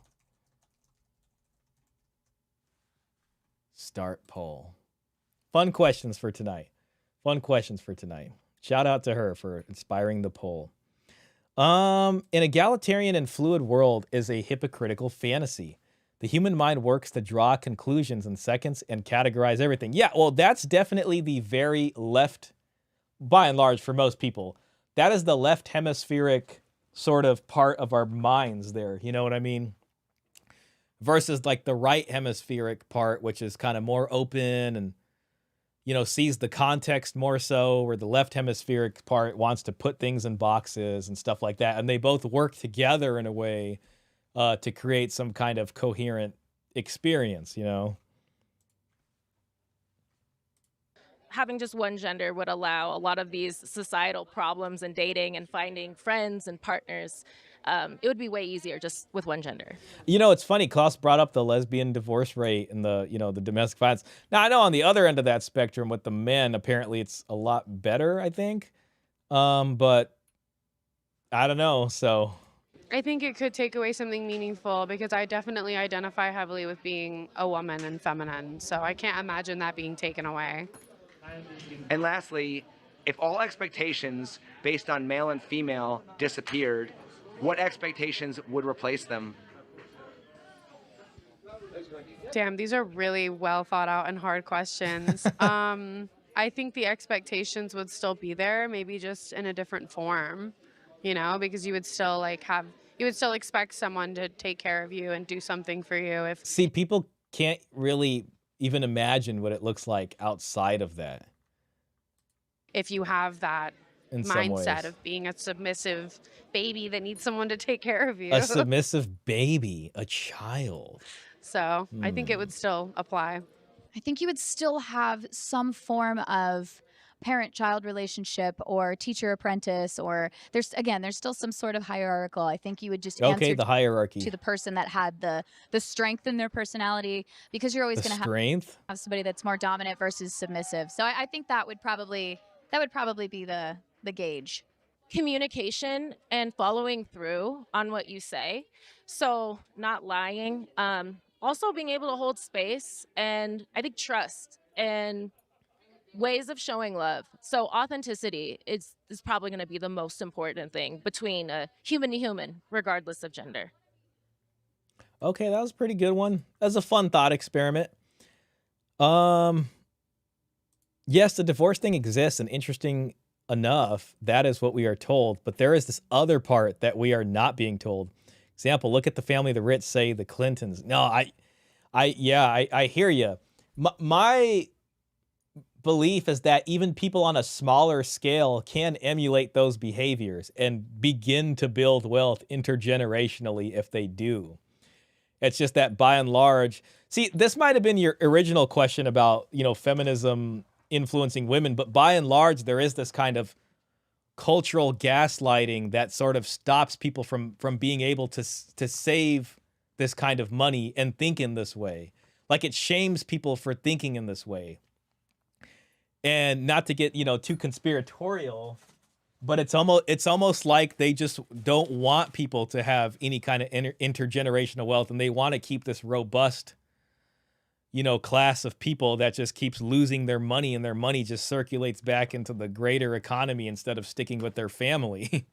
You know what I mean? It's like people get pissed when people hold their money privately instead of putting it back out into the economy. You know what I mean? In some ways. But I think with this kind of understanding, I think families could get better at holding on to wealth, which is what they should be doing.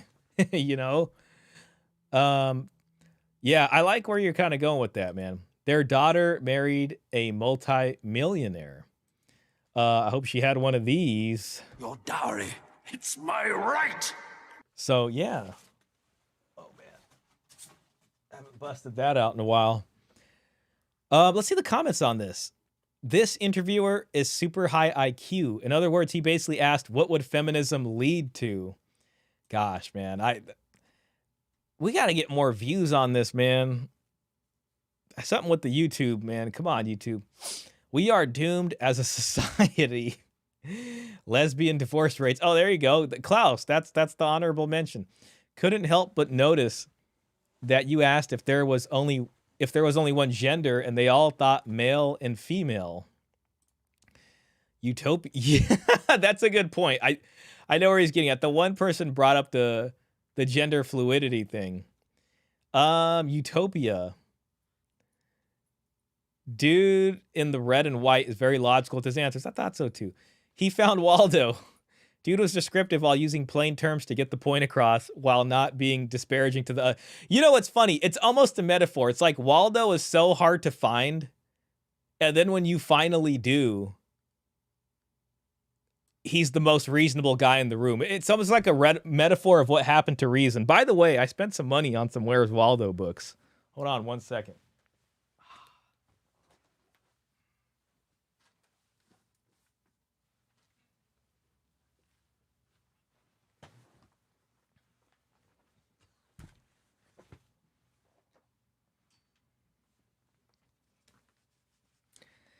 I just bought these because I was just feeling a certain type of way.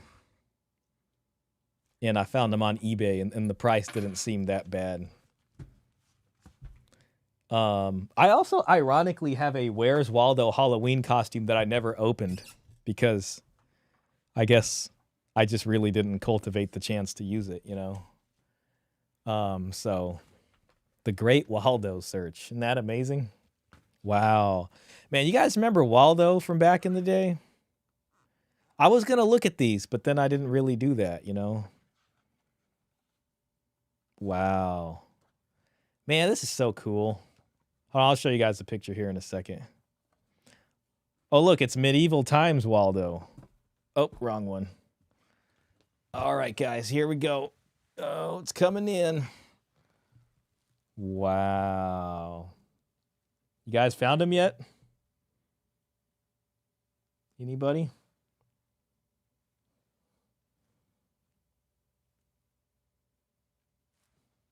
Okay. Stop torturing y'all with. Okay, let's look at one more. One more. There's a really cool one with like a castle. And that one I liked. Crap. I don't know if it was. Oh, see, this is like the. Oh, yeah, this is the classic one.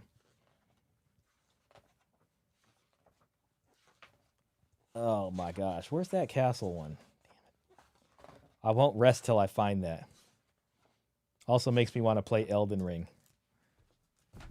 Again. I agree with you, Mr. Reaper Nut, on homosexual relationship violence. I've heard it before too. Particularly with lesbian couples. Oh, look at this castle one. This one's kind of crazy. With like the vampires and stuff. That's cool. Man, the 90s were good. You know, I don't think the 90s were at least, listen, for if you were a kid, they're pretty cool. Wow. All right. That was fun. Let me just move this over here.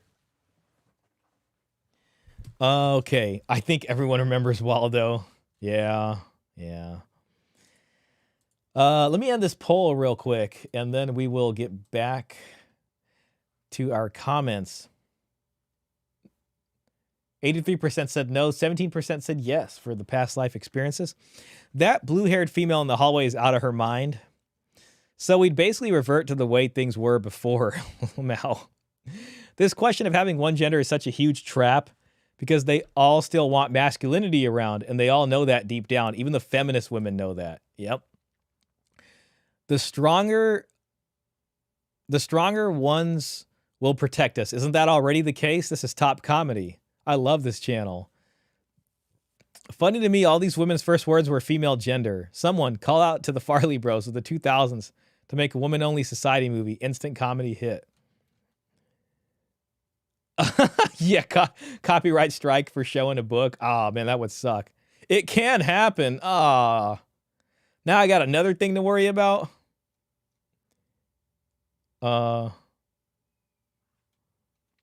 Don't forget to take care of yourself. You sound a little, yeah, he did sound a little bit sick in here. Keep up the even feeling under the weather, he's out here making videos for us, man. Okay. All right, so that was the second one for It's Complicated. Let me check the content sharing on the Discord.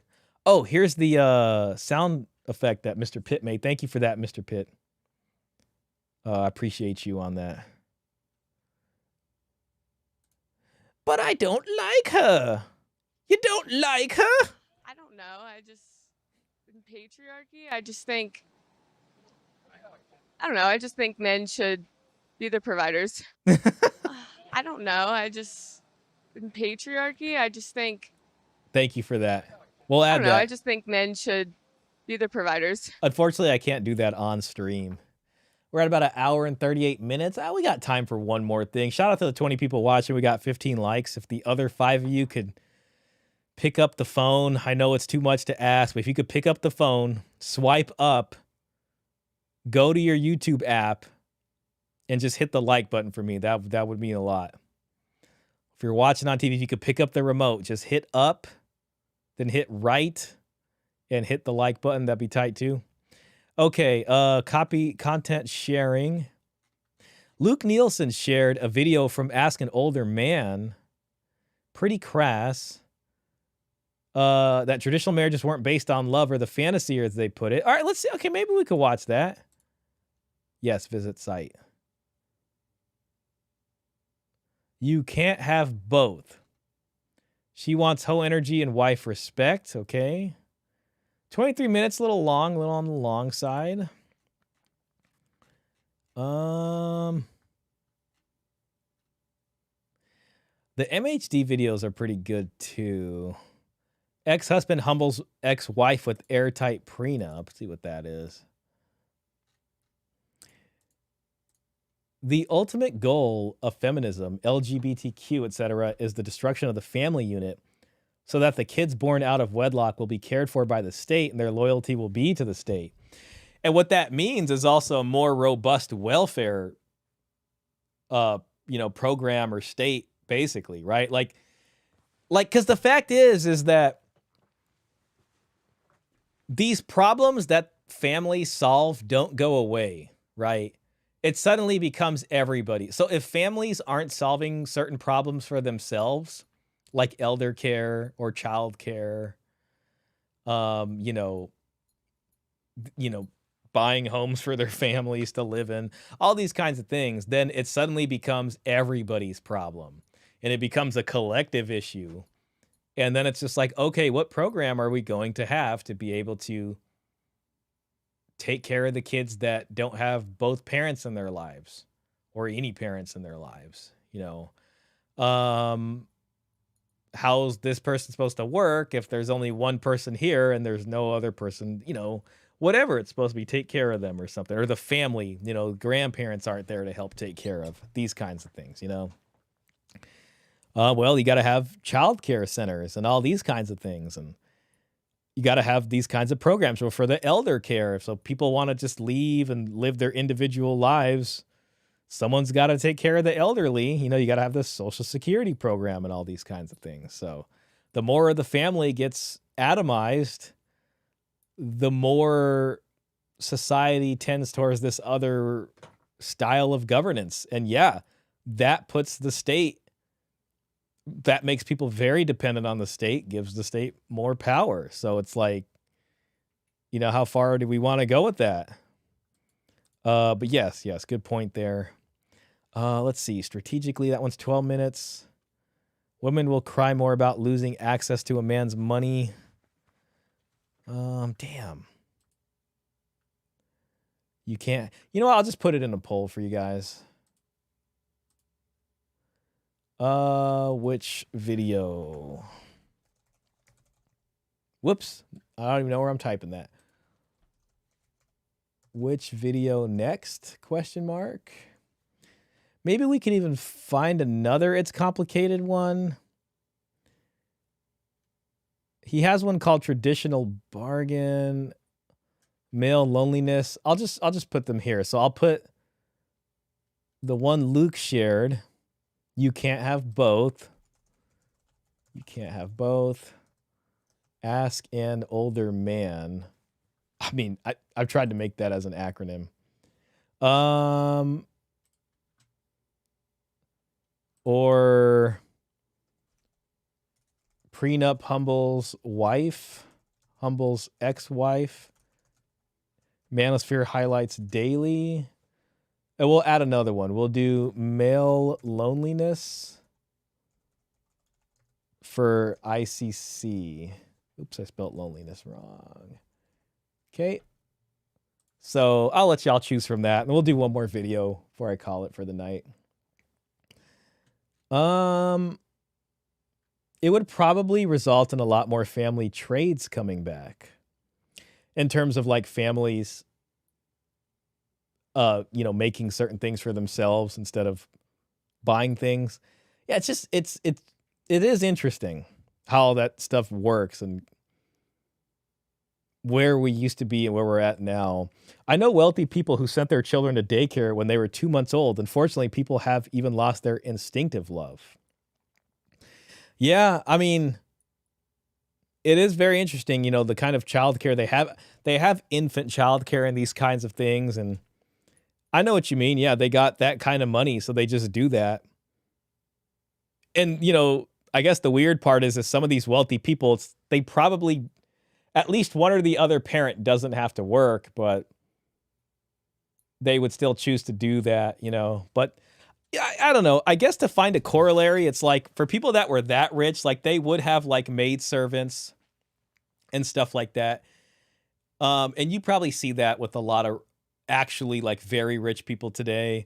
If you go to like a developing country where they're not like, as far as US dollars rich, but relatively speaking, some people are rich. You can see them. They have hired help, so to speak, holding the baby, most of the time, basically. So, yeah.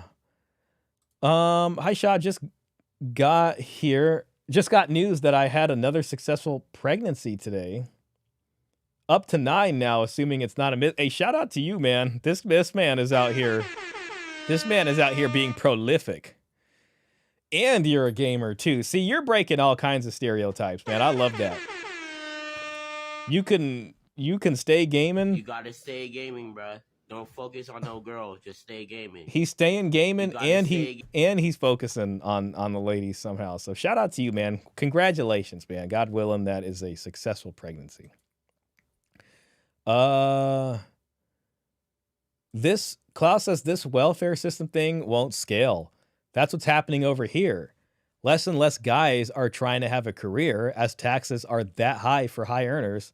The rat race is just not worth it now. Yeah, and that's the crazy part. It's like something's got to give somewhere. And it's like the question is like, okay, well, if it's not worth it for a lot of people to put it, they're not incentivized like that, then what does that do for the overall fitness of a society and its competitiveness, out there? So that's another question. Yeah, good point, Klaus. Okay. So far, male loneliness is at 50%. Okay, yeah, so I think we can do that one then. That's from a... Wait, we didn't react to this one, did we? I don't think we did. Okay. Yeah, I think we're okay.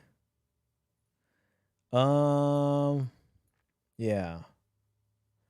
All right, yeah, let's do this one. Looks like It's Complicated is winning. That's cool. We'll just make it a It's Complicated night kind of deal. Yeah. All right. Okay, let's go ahead and move into this, and then we will call it.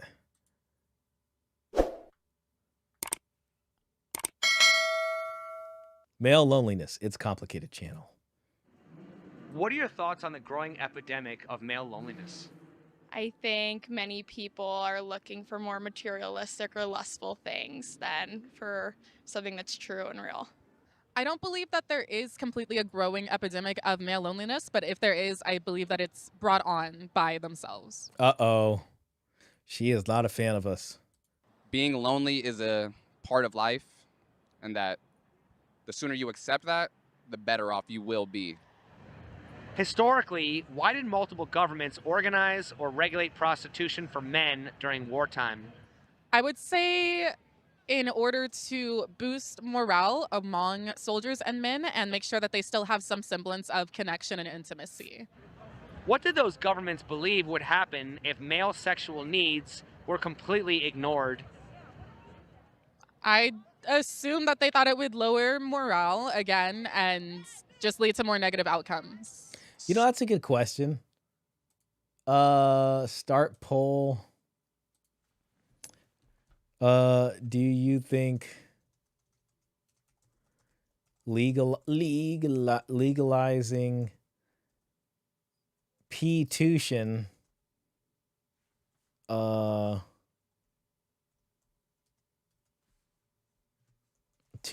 would help the male loneliness epidemic?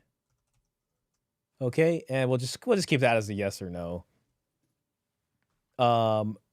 Okay. Well, if we ignore the fact that the government owes $33 trillion, everything is going well. Yeah, I know, right?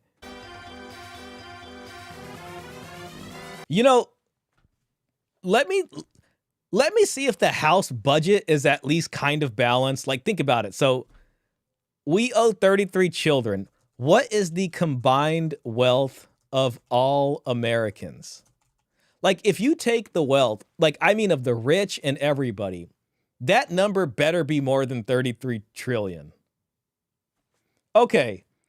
Total household wealth in the U.S. is approximately 160 trillion to 175 trillion. and the top 1% holding roughly 49 to 50 trillion. All I'm trying to say is that if this was scaled down to one house and, you know, we owed $50, but we had $200 in the bank, maybe it's not exactly in the bank, but we had $200 of wealth. At least we're not like in the negative, if that means anything. You know what I mean? Hey, Heroes Forge, welcome in. Heroes Forge might know something about this. So Reaper was mentioning that we're in $33 trillion of debt. And I looked up, like, what is the combined wealth of all Americans? And it says total household wealth is approximately 160 to 175 trillion. So that's good, right? Like, because if we had to, so to speak, like we can pay off the 33 trillion. Is that right? Or am I just being too hopeful here? The only people talking about male loneliness are not males. Therefore, male loneliness is bollocks. There are some folks that definitely agree with you on that, Mad Villainy. They'll say, well, men are just seeking their peace, or have walked away, you know, essentially. Maybe it's not. But other people would say, you know, the loneliness is very bad. It is legislated over here. It does nothing against loneliness. It only makes it a bit more bearable for some guys. Personally, I'm too cheap. I'd never pay for it. I know what you mean, man. I know what you mean. When you think about all the retro games that you can get, and classic DVDs that will stay with you for a long time versus, you know, spending whatever the fee is, so to speak. Yeah, I hear you on that. Define good. Well, I don't know if I could do that so much, but I guess what I'm trying to get at is it as bad as they make it seem? Like we're 33 trillion in debt. Yes, but if the sum total of wealth held within the country is way higher than that, like, would you say that it's at least not as bad as they make it seem? How about we go with that? What if they paid you for it? I love it when ladies pay me for some bedroom fun. You're at 9 kids, man. I mean, I believe you. I believe you. Try to calculate how much people would have to produce to pay off this debt and continue with economic growth. You know what? Let's just play the Google AI game here. Dive deeper into AI mode. We'll just ask it what you're saying. And, you know, again, AI, this and that, you know, I'm a little not trusting of it. Okay. How much would people in the USA have to produce to pay off this debt and continue with economic growth? Damn it. All right, here goes. Dun, dun, dun, dun. Dun, dun, dun, dun. Oh, I forgot to end the poll. Let me do that while AI is thinking. Okay. Here it goes, Reaper. Let's see what it said. To pay off the total U.S. national debt of approximately $39 trillion while maintaining economic growth, the average American household would need to contribute about $289,204. Man, that sounds like a real dowry right there. Oh, dowry. It's my right. However, paying off the debt is rarely about a single payment. Instead, economists focus on debt sustainability, ensuring the economy grows faster than the debt. Okay. That's one way to do that. We got a whole lot of words here.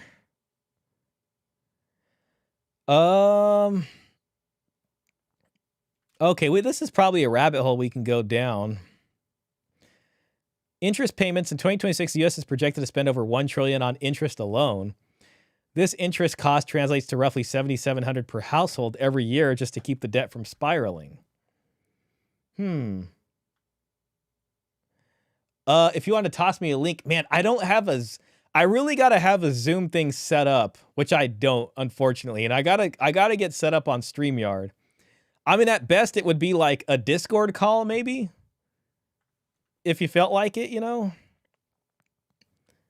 you could possibly just call me on Discord. You know, but no pressure, man. Only if you felt like it. You can be a call-in. It could turn into a call-in show, possibly. Okay, so yeah, sovereign debt is a demand on the taxpayer's labor to pay off. The debt by confiscation would destroy the economy. Okay, I'm believing you. I'm believing you. That's fine. Okay. Maybe I can just call you, I guess. So let me just try to do that. We're calling Heroes Forge, everybody. we got Heroes Forge is getting the... Oh, he's calling me. Okay. Hopefully I can join by video and it's not an issue with the stream. You don't got to join by video, by the way. No pressure. I could just, I could turn off the video. How about that? But why don't I hear you? That's weird. Hold on a second. Technical difficulties, legends. Let me turn this off. Oh, it's because he's muted. Whew. All right, that makes sense. How do I unmute you? Possibly Heroes. We're gonna let Heroes Forge unmute himself, and then we'll get to that. I hope it's not on my end. That's all I'm worried about. Because I have streamer mode on, but who cares about streamer mode? It says you are muted. There we go. All right, Hero, take your time, buddy. Take your time, sir. I'll just keep reading chats. To pay off 33 or 40 trillion in U.S. government debt, you would have to seize assets of some American citizens to make the ginormous 33 or 40 trillion go away. Yeah, and the question is like, how much of the money of, like, so the rich people, so the top 1% has 50 trillion, but how much of that money is invested in things that like, if you took some of that money away would hurt a lot of things, you know? Oh, hey, Heroes Forge, you there, bro? Yeah, I can hear you. Awesome. Hopefully everybody in the chat can hear Heroes Forge too. I'm sorry, my brain is just all over the place. Great to have you in. This is fun. This is spontaneous. Yeah, that's cool. All right, so you want to talk about sovereign debt? That's sure. Fun. And I would just be outright with you, other than like probably some basic stuff, maybe not even that, other than what I've learned in macroeconomics or something like that. I'm not an economic aficionado. Dude, you're good. Like, that's a reasonable thing to have as a baseline level of competency, as an adult human being in the United States. Okay. So, like, the big thing about the problem with escalating sovereign debt is you need to be able to service the interest payments. Otherwise, it's going to spiral out of control. And when you have sovereign budgets that are not balanced, that debt is just going to continue to amount, and the interest payments just continue to escalate. Okay. And over time, I'm you're sorry. going to see. I'm so sorry to interrupt you. I feel like my brain already like fell out of the side of my head. So I'm just going to put what is sovereign debt in here so I can get a visual on screen for some of the folks. I'm not using the AI to try to like I believe what you're saying. Sovereign debt is the total amount of money a national government owes to lenders. How did you describe it again? I'm sorry. Just to make sure I understood. Yeah, so sovereign debt is what we owe in treasury bonds, basically. Okay. Got it. What we owe in treasury bonds. Yep. And so anytime a nation takes out a loan, it issues a bond. And that bond is sovereign debt. It is debt owed by a sovereign nation. What? Got it. Anytime we take out a loan, a bond is issued as a country. As a country, a bond is issued. Yes. Okay. Yes. And then that bond is the vehicle. Okay. That propels the debt. So like how when you buy a car, you have a car loan, right? Usually. Okay. Yes. So the car loan The note is the vehicle, is the vehicle for the debt. So when you pay off the note, the debt no longer exists. So you don't have to make payments anymore. So the car loan is the vehicle for the debt. Yes, it's just it funny is that the this debt. is a car metaphor. Sorry. Yeah. When No, that's good. I just figured that a car loan is a lot easier for most people to grasp than like a mortgage or, getting into anything too much more complicated than that. So when the car loan is the vehicle for the debt, and when the loan is paid off, Then no more payments are owed. Then no, okay, because the debt, debt has been repaid. Awesome. Got it. Okay. So the issue with sovereign debt is that unless your government has a balanced budget or a budget surplus, and they decide to use excess money to pay down the debt, the debt is going to increase. Okay. Yes, because well, my simpleton brain goes to because of interest. Sure, interest. And the thing is, if we operate in a budget deficit, which means we have to keep borrowing money in order to pay our obligations year over year. And it's been that way since Bill Clinton. Before Bill Clinton, they had a balanced budget for the first time in a long time. And then since then, every year we've been piling on more debt. Got it. So since Clinton time, we've just been going up and up and up. Yep. And Okay. then certain times with more stimulus spending or less stimulus spending, we would still be piling on debt. Gosh, 2009 was that a word really big stimulus. I remember that word. Hadn't heard that in a long time. That's a real recession word. The stimulus. Oh my gosh. Yeah. So at certain times we were piling on more debt. We than pile less it debt. on more and more quickly because we go ahead and economists think that by injecting the market with money that you prevent calamity. However, all it tends to do is to increase inflation, which we've seen inflation over the last 4 years has been insane. Okay. Right? So the value of assets like homes have gone up ridiculously in the last 4 years compared to the prior 20 years. Got it. Yes. Right. And a lot of that can be traced back to stimulus spending back in COVID era. Yeah, it certainly seems that way when you look back and you think, oh, this happened. And then, a year later, everything's way up. Yep. So the issue with sovereign debt, though, is because we have this country that we're not passing balanced budgets and the politicians are not incentivized in any way to balance a budget, because if they cut any programs, they get voted out of office. Yeah. Got it. We have this perpetual problem. Yeah. So that's an interesting thing there, because it almost makes you wonder, is that built into the way our political system works? Because people are just concerned about getting elected in for the next term. You know what I mean? Or well, it wasn't prior to 1913. Okay. And so what is it that really changed? That made it so that they had less incentive to care about that, I guess, for politicians. Let me pull up a Word document. Sorry. Two things that happened that fundamentally changed the way that our government worked is that we reinstated the Federal Reserve. And that we passed the 16th Amendment to allow the income tax. Okay, so basically, hold on, I'm gonna get my notes going on here. So Federal Reserve. Yeah, the Federal Reserve Act of 1913. So what? Okay, so I'm just gonna put, why did politicians stop? Sorry, my typos are going crazy. Stop caring as much. Okay, let me hit a bullet point on that. Okay, sorry. Appreciate you jumping on like this. This is fun. This is new. Yeah, you too, man. I'm just missing a couple things here. I want to see my chat. We'll look at the it's chat really in a funny bit. because I don't normally talk about this kind of stuff, right? I normally talk about masculinity and stuff. Well, it's great to talk about, I don't know, to talk about stuff that you're passionate in and all that. I wish I could make this full screen here to kind of get you in your picture in on the thing, but that's okay. Everybody knows Heroes Forge around here. Go on camera. That's fine. I don't have a problem with that. Yeah, no pressure. I mean, because you're probably just chilling, hanging out. It's a good time. Dude, I'm fine.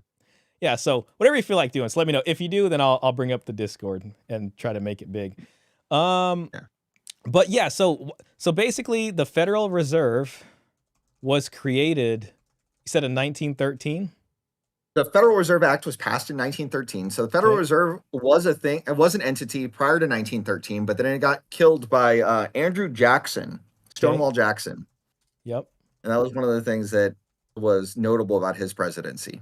Yeah. But it was reinstated in 1913, and that gave the United States the ability to issue debt in a way that they were not able to do before. Got it. Ability to issue debt in a way they couldn't before. Right. And we were on a gold standard fully back then. I remember that. Yep. And I hear a lot about that. And in the 1930s, we went ahead and made the private ownership of gold illegal in the United States. What? And gold confiscation happened. Wow. Ownership of gold illegal and gold confiscation. Yeah, it was made illegal. And everybody had to go ahead and turn in their gold. Wow. And then immediately after they did that and everybody turned in their gold, the United States went ahead and re-pegged the value of the dollar against gold in terms of foreign trade to inflate our currency. So value of the dollar against gold in terms of foreign trade to increase the value, the dollar value. The dollar value per ounce of gold. Per ounce of gold. Got it. Okay. Yeah, wow, so basically they stole a bunch of wealth from private citizens in this process. Yeah. Yeah, that's not sounding very nice right there. What? Nope, it's not. Yeah, I feel like every question I ask is going to get us into a rabbit hole, and I know. Oh, buddy, yeah, this is some wild stuff, and the history of money is pretty. It can get pretty dirty sometimes. Yeah, I guess. Yeah, I'm wondering like, what convinced men and people to be okay with doing that? I mean, but that was in the 30s. You know, it was after World War I, and then I know Great Depression era and stuff like that. So Yeah, Great Depression was at the end of the 20s. Mm. And then they had to go ahead and do all this stimulus spending. Yeah. And so that's why they had to confiscate the gold. Okay. In a lot of ways. Yeah. Okay. Interesting. So this was related to Depression era. Yeah, it's tangentially era. related. Got it. To Depression era stimulus spending tangentially. Yeah. Not directly, but tangentially. Got They're it. indirectly related. Got it. Okay. Yeah. And then let's see. Hey, Dan the Man, welcome in, man. Shout out to you. We got Heroes Forge on the line, and he's running us through. It started out with the question of if the U.S. is $33 trillion in debt and the combined household value of wealth of all the households in the U.S. is $150 trillion, could we just pay that off, so to speak? Sorry about and that. The short answer to that is no. And the reason why is because if you were to confiscate that wealth to do so, you would destroy the economy. Got it.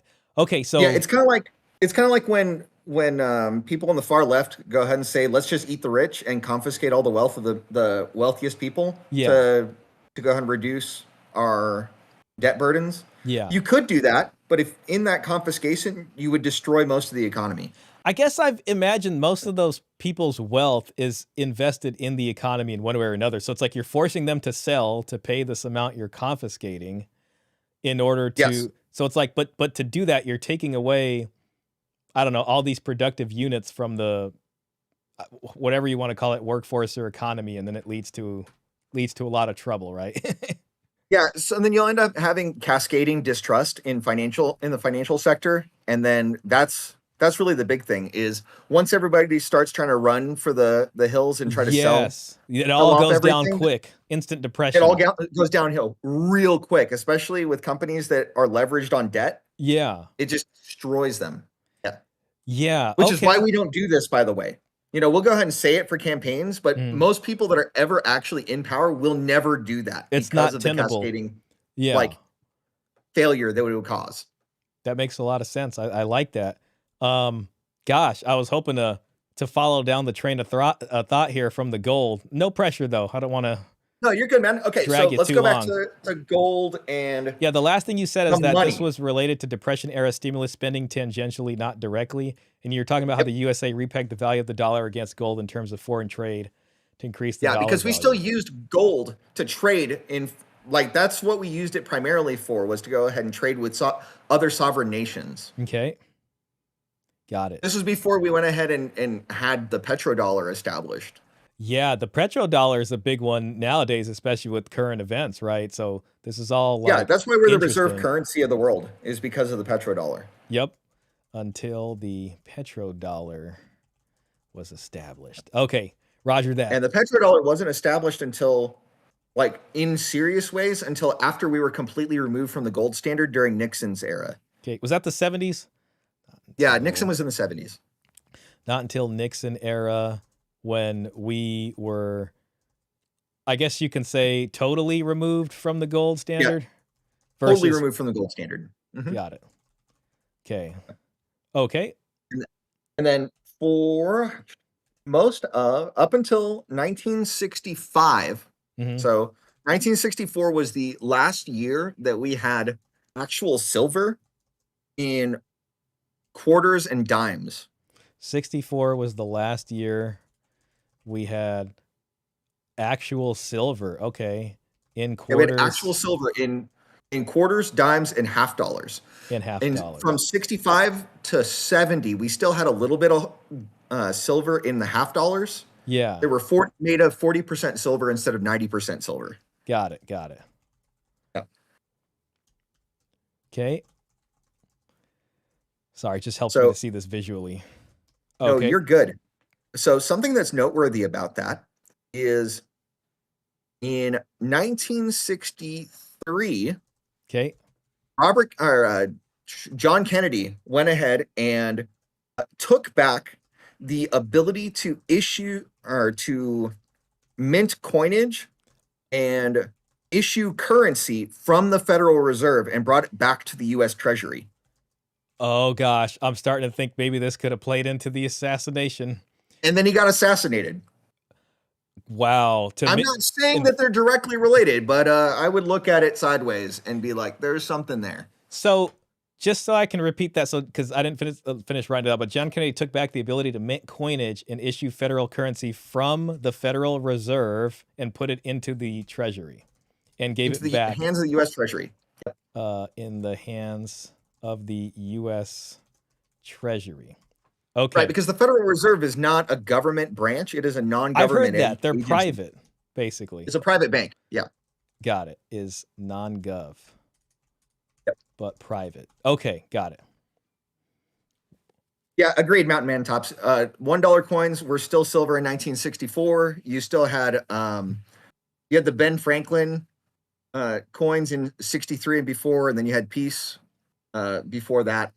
Lots of cool $1 coins out there. I still have a bunch of them myself. It's great.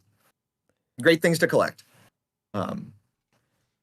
So in the 60s, we also had a proliferation of welfare spending. Oh, yeah. When LBJ had instituted the Great Society. Okay. And in a lot of ways, that's where we started inflating like crazy. The Great Society. Yeah, LBJ, Great Society. Led to a lot of inflation. How about we just put that? Yeah, rampant inflation. Okay. Because the programs that were set up there also went ahead and led to the destruction of like, once you go ahead and look at LBJ and you look at divorce rates in the Black community, it's insane. Okay, yeah, so you can say it led to the increasing divorce rates. Yeah, and notably, it was extremely pronounced in minority communities compared to the white community. Why do you think it wasn't was until theirs after first? no fault divorce that divorce rates in the white community started going up a lot too? Why do you think it started in the minority communities even prior to really no fault divorce versus I don't know. I'm just curious. We could probably look into that deeper. Yeah, I have my thoughts, but I don't feel comfortable speculating too hard. Yeah. I think it's just a difference of acculturation in a lot of ways. Yeah, well, I do wonder because it's like if the minority communities had less wealth in general, they might have been more prone to being susceptible to the state. Because what happens is if I you would do, say that is likely to be the connection. yeah, if you end up on welfare or needing welfare, that's what then gives the state. So they're just closer to incentivized to participate in these welfare programs first, probably prior to, other Yes. communities. Yeah, that's a good way to go ahead and put it. Okay. I'll just leave that out of the notes just for now, but that sounds like a half, decent speculation. Yeah, that's a three Because quarters of the I way kind there, of for look sure. at, like, especially the welfare system we have when it comes to child support and that, it's almost like they use the Black community as a petri dish and then rolled that out to everybody. And, in some ways you can say they sort of perfected Yeah, it. I think you're not far off the mark when you say that. Yeah. So cool. Fun. Okay. Well, not fun, but you know what I mean. Fun that we're so you moving got Great along. Society. Yeah. Great Society in the 60s, and then you got No Fault Divorce in the 70s. Okay. So then we got No Fault in the 70s. Yep. Okay, so that's early 70s. And then later 70s, we have Carter and his presidency. Mm-hmm. And we had stagflation. I remember the word stagflation. Yeah. So we had rampant unemployment and rampant inflation. Oh, wow. Okay. Yeah. And so it was wild because during Carter's presidency, mortgage interest rates were like 18 to 20%. Wow. Yeah. Interest was 18 to 20%. Okay. Yeah. And so when people are paying 6% interest now on a house, like they're crying for the hills. But then, if we look at the late 70s, early 80s, 18% interest was not unheard of. Yeah, I guess the trade-off is maybe the value of the house they were taking that out on. But that all depends on wages compared to that. It was wages and lending guidelines. So because of lending guidelines, in a lot of ways, that reduced the average family's buying power. And because the average family's buying power was relatively low, you wouldn't see crazy bidding wars like we have right now. Yeah. Okay. Interesting. Power was. And so when you have people that all have comparable buying power and it keeps escalating because of lending guidelines and income thresholds, then asset values are going to inflate relative to what people are able to take out in terms of a loan. Because people aren't buying houses cash for the most part. Yeah. People are buying with 30-year mortgages. Yeah. Yeah. Okay. Cool. So Mountain Man Top says we're going through stagflation right now. I guess I can see that. It's going to be hard to tell with that. I think that as AI proliferates more and we start seeing some of the white collar job declines as a result of AI, and if we don't have good solutions for re-employing most of the displaced white collar work, we might can go ahead and see that as a huge issue. Got it. Right now, depending on re-employment for jobs lost to AI. Okay, fantastic. Yeah, I don't know if you saw this report that came out a couple days ago, where it looks like among the potential AI job losses, about 84% of them are going to be women. Gosh, I did not see that. Wow. Yeah, because most of the jobs that are going to be fully replaced by AI are in administrative. I might have caught that a little bit. I think I did hear a little bit about that. Potential job loss will be for women. Yeah, so a lot of their jobs will be automated. Yeah. Okay, that'll be interesting to see how that goes. Yeah, that's what I'm very interested in the next 5 years to see how that shakes things up, because you got a lot of women that still have this student loan debt that is not dischargeable in bankruptcy. Yeah. So it's like, well, I don't know. Would that make them more open? I mean, I'm sure they'll look for some guy to try to pay that. But if a lot of men are not willing to step in that role, it'll be interesting what they do. Then suddenly government will come in and say, okay, what are we going to do about this? Oh, sure. I would not be surprised if at some point down the line we're going to end up having a lot of people on universal basic income. That's exactly what I was thinking. I was like, well, I know what the kind of other side of the political spectrum will posit, kind of, like an Andrew Yang style thing, but sure. Okay, cool. Fun stuff there. So that was taking us through the 70s right there. So we Yeah, had so stagflation, and then we had Ronald Reagan. We still had a good amount of inflation during Ronald Reagan's time, but we also had like a ridiculous amount of economic growth in the 80s. his time, but So also economic economic. growth outpaced inflationary pressure through most of Reagan's presidency. Got it. Inflationary pressure through most of his presidency. And that's why so many people loved Reagan, especially the conservatives back then. Okay. Hope I think I spelled Reagan wrong. There we go. Okay. Yeah. Okay, let's see. And then economics, things of significance in the 90s. The most significant thing is after the first midterm election in Clinton's first presidency. So I'm sorry, you said after Clinton's first presidency or midterms? I couldn't hear it. Yeah. So first presidency. Okay, Clinton midterms. First president. Okay, yeah, Clinton first presidency, midterms. Thank you for that. Yeah. So Newt Gingrich became Speaker of the House of Representatives. So it became Republican controlled, and that next year was the first year that we had a balanced budget in a long time. Okay. And since after then, we hadn't had a balanced budget in a long time either. So basically what happened was when that happened, we weren't in a deficit and we didn't need to take out loans that time to pay that the interest. For those like 2 years that it was the case. Okay, so for about 2 years, then we haven't had one since. Yeah. Okay, got it. I gotta go ahead and take a phone call from my wife. No, yeah, right quick, you do and then I that. can Don't hop worry. back Take your on. time. Take your time. I gotta mute myself. Absolutely, please. Don't even worry.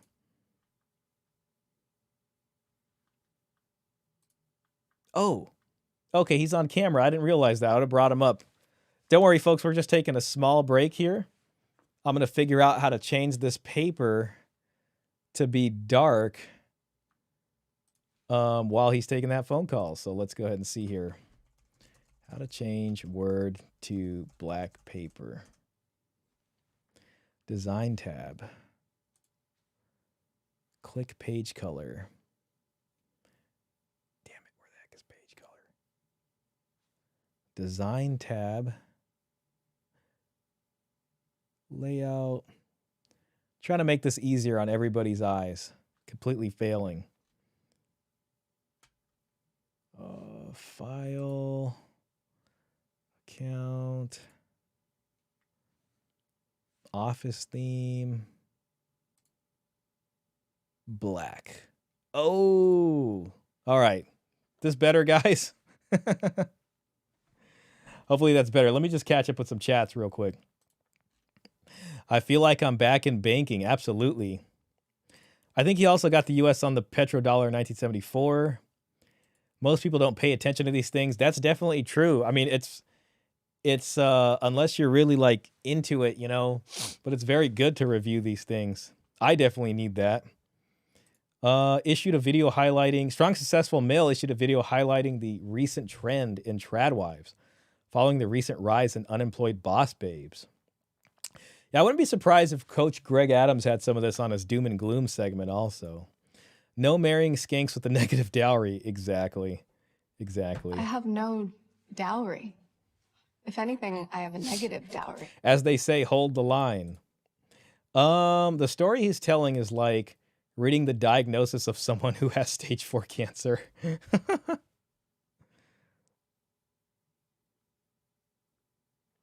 Just a second.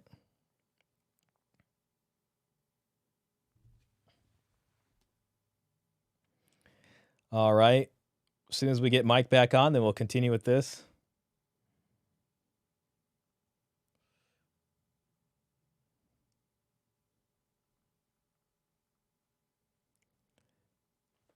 Okay. See if I missed any others. John Pierpont Morgan was one of the major founders of the U.S. Federal Reserve. I think the biggest bankers in the U.S. in the early 20th century. FYI, U.S. went off the gold standard in 1973, I think. $1 coins were still silver in 1964. Man, you know, every now and then I hear about someone who has like some silver coins or they're trying to collect them and all these kinds of things. These are great topics. It's sorely needed in the manosphere. Well, I'm guessing Heroes Forge, you know, subscribe to his channel. Maybe he'll talk more about this stuff if people ask him or express interest in it. Sounds like that's his deal. So that would be great. Still waiting on him. Think he's working on something. So we'll let him do his thing. And when he gets back, then we can get back to that. So, maybe we should just continue the video here. Or if anything, you know, maybe we can get some Instagram brain rot just to kind of give us a little break. And then when Heroes Forge gets back, we could just go from there. Saved. I know I saved some funny stuff. There's a huge market for collectors of silver coins. Yeah, man, not having Michael saying it, unfortunately. All right, guys, not cuddling after intimacy. Let's see if this gentleman is right about what he's talking about. Put this to 70. Here goes. Not cuddling after intimacy is worse than skipping intimacy. Most people think intimacy ends when bodies separate. That's the mistake. The real bonding window starts after. When your nervous system is wide open. There's a lot of random things in the background here. That's some kind of a poll. It says obey, submit, adore, worship. Oxytocin is peaking, and your brain is literally deciding, was this safe or was I used? When partners roll away, grab a phone, or create distance, the body doesn't relax. It hears rejection, even if nothing is said. The brain remembers the ending more than the act itself. No cuddling tells your nervous system to shut down, protect itself, and lower emotional trust next time. Studies show one partner usually won't post intimacy closeness more than the other, and it's often dismissed as neediness. Just having our weekly reminder for childcare, or not childcare, excuse me, for aftercare. The aftercare is important here, and he's given you a version of aftercare. Ignoring that need slowly trains them to detach. This is why couples who cuddle briefly, but intentionally, feel closer than couples who have frequent intimacy with zero aftercare. If you understand what I'm saying, and you followed me this far, drop David in the comments and hit that subscribe button. Okay, yeah, a little bit of Instagram. A little bit of Instagram brain rot. There's your reminder for aftercare. All right, here's another one. Here's another one. Oh my God, I got a couple of them for you. Okay. You know what? Let's do the cartoon one first. How about we do the cartoon one first? Okay. Okay. Y'all ready for this? I'm glad Dr. Light designed a better robo-maid. Now I'll have more time to concentrate on being a robo-hero. No offense, Roll, but I think you better stick to your housework. All right. How's it going, Shaw? Oh, not bad. Sorry. We were just looking at No, you're good, Dan. some Instagram fun over here. Pulling up my notes right now, and we are back in the zone. We are back in the zone. Okay. Thanks for coming back. And let me see if you're on camera. I can gosh, I feel like I'm probably a little bit limited here in the sense I could full screen you on here. There we go. Dude, you good. And if I bring this up, Yeah, I'm not in my studio. I've got just like the kitchen or whatever. no worries, man. You should, if you don't Or on mind webcam. being on. I mean, if you think anybody's gonna walk You're good. behind you, I could take you off. Okay, no No, worries. dude, I'll you're write my fine. notes on the other side here. This is cool. I could see you making more videos with this. Like if you ever just wanted to make quick ones or like 3-minute, 4-minute, just coffee thoughts, kind of like Pearl does. That'd be pretty Yeah, cool. maybe. So Be interesting. we can We'll call see it if the econ viewer thoughts. base is there for it. Yeah. Some of the folks in the chat are really liking this. I told them to follow your channel and to ask you to maybe talk more about Yeah. this stuff. So Hey man, every other week I go ahead and put up a post and I say, hey, what do you guys think I should go ahead and put videos about? And I have like 8 to 10 thoughts, and I bundle my video filming, or I go ahead and film 5 episodes every other Friday. So good. when you see a post, voice your opinion and see if people hop on. Cool. So 90s, Newt Gingrich 80s, becomes the big thing is sorry, go on. Gingrich, balanced budget, and then One other after thing, can I that, point it out? So yeah, what's up? in the mid 90s, they actually did welfare reform also. So that might Yeah. be worth putting in It's there. at the same time.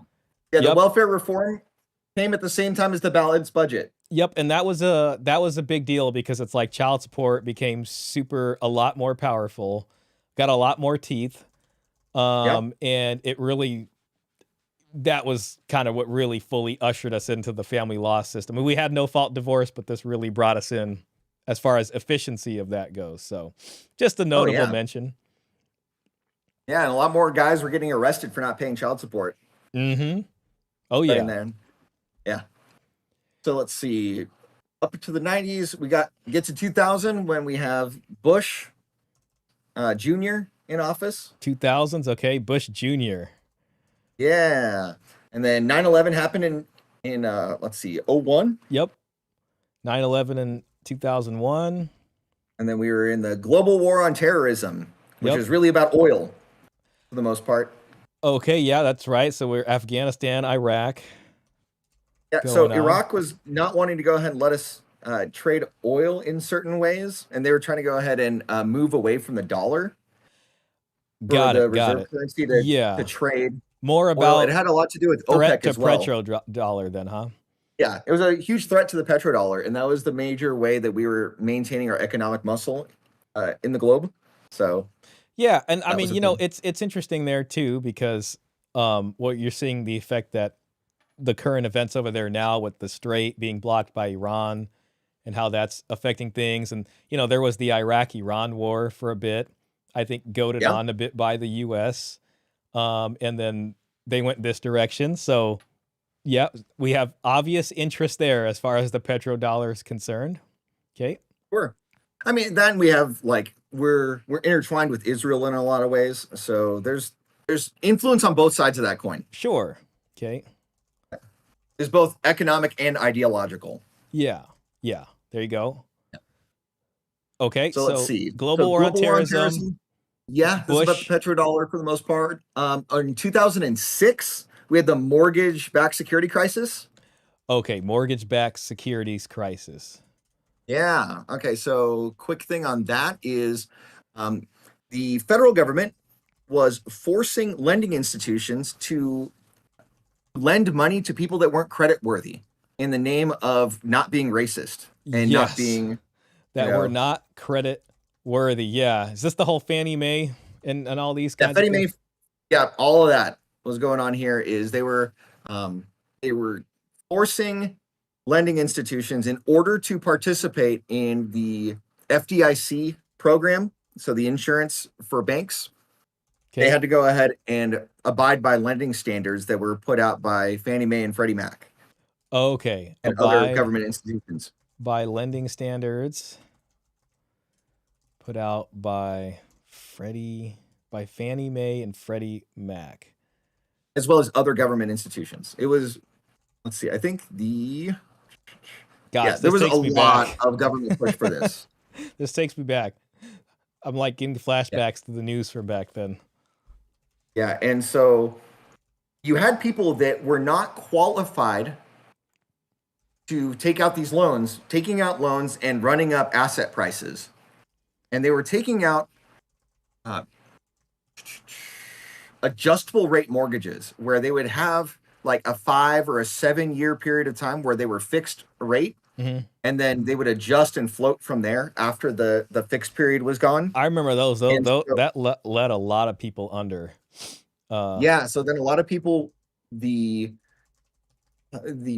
starting rate would jump up, and then people were not able to pay the increasing rate because they would end up qualifying people based on an assumption they would make more money year over year. So the assumption was that people would get a raise. Yeah. Assuming their wages would go up. Okay. Yep. And a lot of times there were no formal documents that were required. So you had a lot of no-doc loans that were being done. Okay. And then I remember that. Yeah. And then, after all that stuff blew up, they had to completely redefine a lot of those regulations about what was Yeah, required. they had the for that. Dodd-Frank Act, so that your Dodd-Frank total Act. There it is. total debt could be no higher than 42%. Wow. Yeah, they were giving out some crazy loans back then. Yeah, the loans were insane. And I mean, they just didn't have any oversight. And the oversight was tainted in a lot of ways because they had their hands tied because they had to go ahead and issue certain subprime mortgages. Otherwise, it wouldn't work. They would get fined and they would be kicked out of various programs that were essential to being a lending institution. Okay, and then so this brought us into, well, it's essentially the recession once all that broke, and then we got the Dodd-Frank Act. Huge recession. Yep. And then the bottom of the recession was like March of 2009. Okay. So if you had a bunch of money saved up and then you threw it all into the S&P 500 like March 9th of 2009, you were making tons of money. But nobody can go ahead and time the market like that. Like it's just not. I remember that back then too. Like the S&P 500 and just look what they were, whatever. I can't remember exactly how it was, and then just going up and up and up and up and up. I remember housing prices coming down, a bit too, and people, if you bought then, you were in good shape, So yeah, if you could afford to buy back then, because the thing is, when all the new regulations came in and everybody was losing their shirt because they couldn't sell because they had so many foreclosed houses on the market, so it was depressing prices, and then banks were gun shy about making new loans. Yeah, that's true. And so when you don't have enough people that are able to qualify for loans, then all of a sudden you don't have enough qualified buyers. And if you don't have qualified buyers, transactions don't happen. And if transactions don't happen, prices come go down. Yep. Okay, so that's the recession. So how did it start to turn around? And then, I know this is all relating to sovereign funds and paying this stuff back and everything like that. Oh yeah. No, I mean, our debt was amassing like crazy. Yep. And then in 2009, that's when we started having stimulus spending under Obama. Okay, the stimulus. Yep. Now we're into the stimulus spending. Right. So we had stimulus spending under Obama. And at that point, it was the largest budget deficit that we had ever had. Largest budget deficit. Which has since been eclipsed time and time again, especially after COVID. Yeah. So, like, it's not that big of a deal, but back then it was a huge deal. Yep.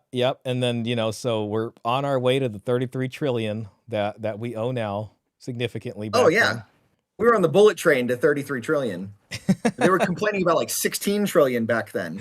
I remember that. Like, I remember when it hit like 20 trillion and it was like the biggest deal and all that. And it was insane. Okay. So then we had Obama and stimulus spending. And then Obama took us to 16, and that was Trump. Okay. And then Trump won.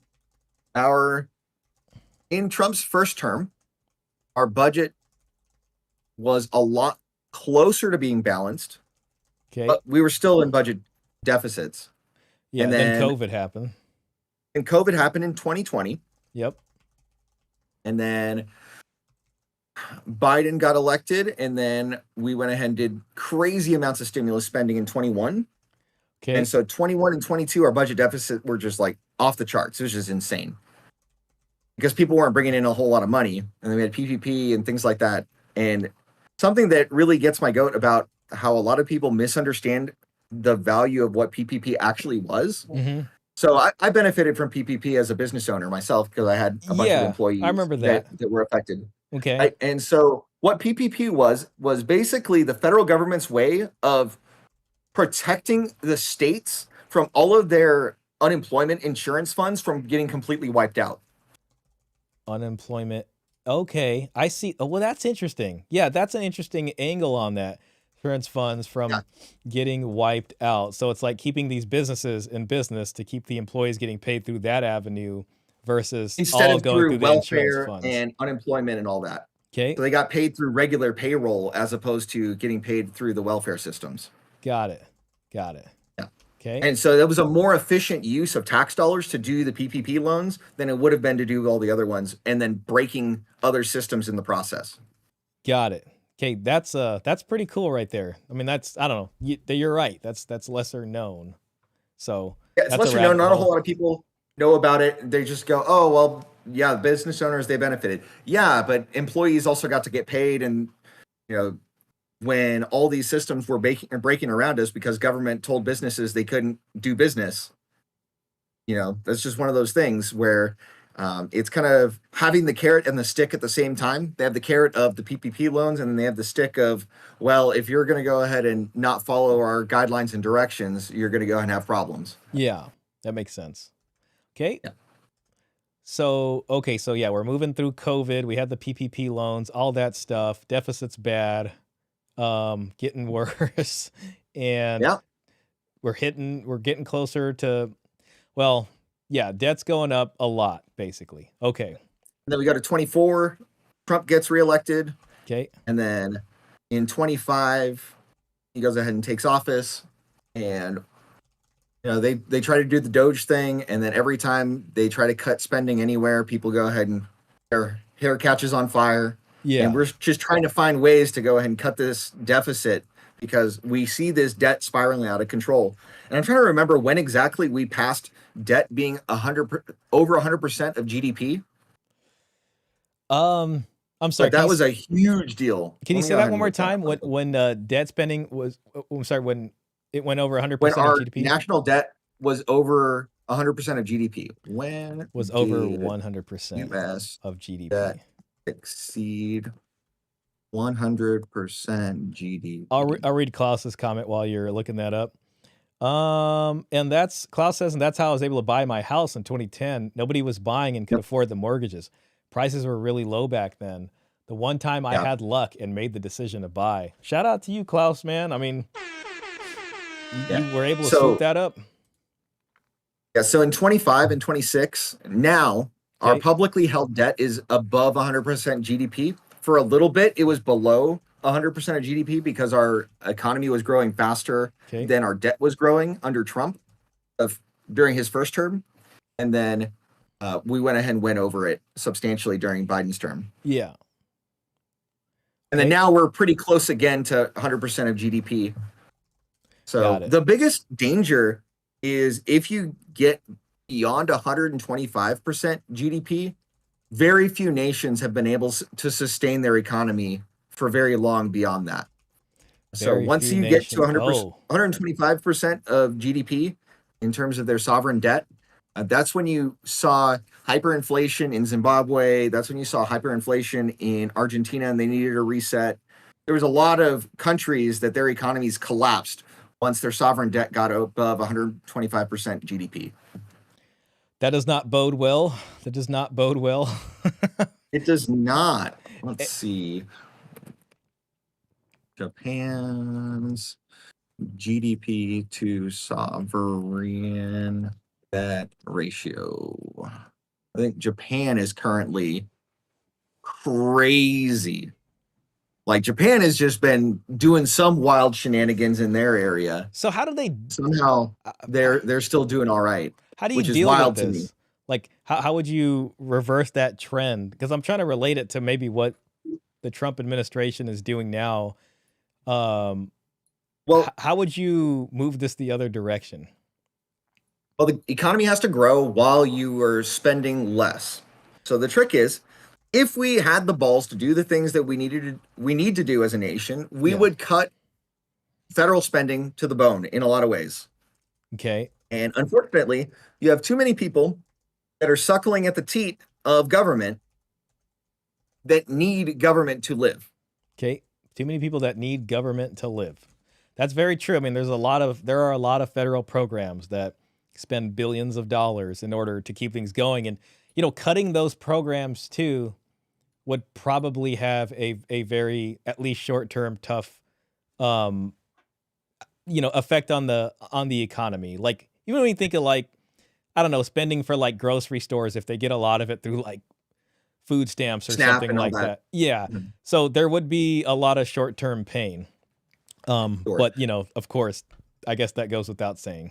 So yeah, everything will come with short-term pain when you go ahead and cut. Yep. But the thing is, if you don't cut, you end up with long-term pain, which is where we're at now. Exactly. Okay. With So long-term because gain.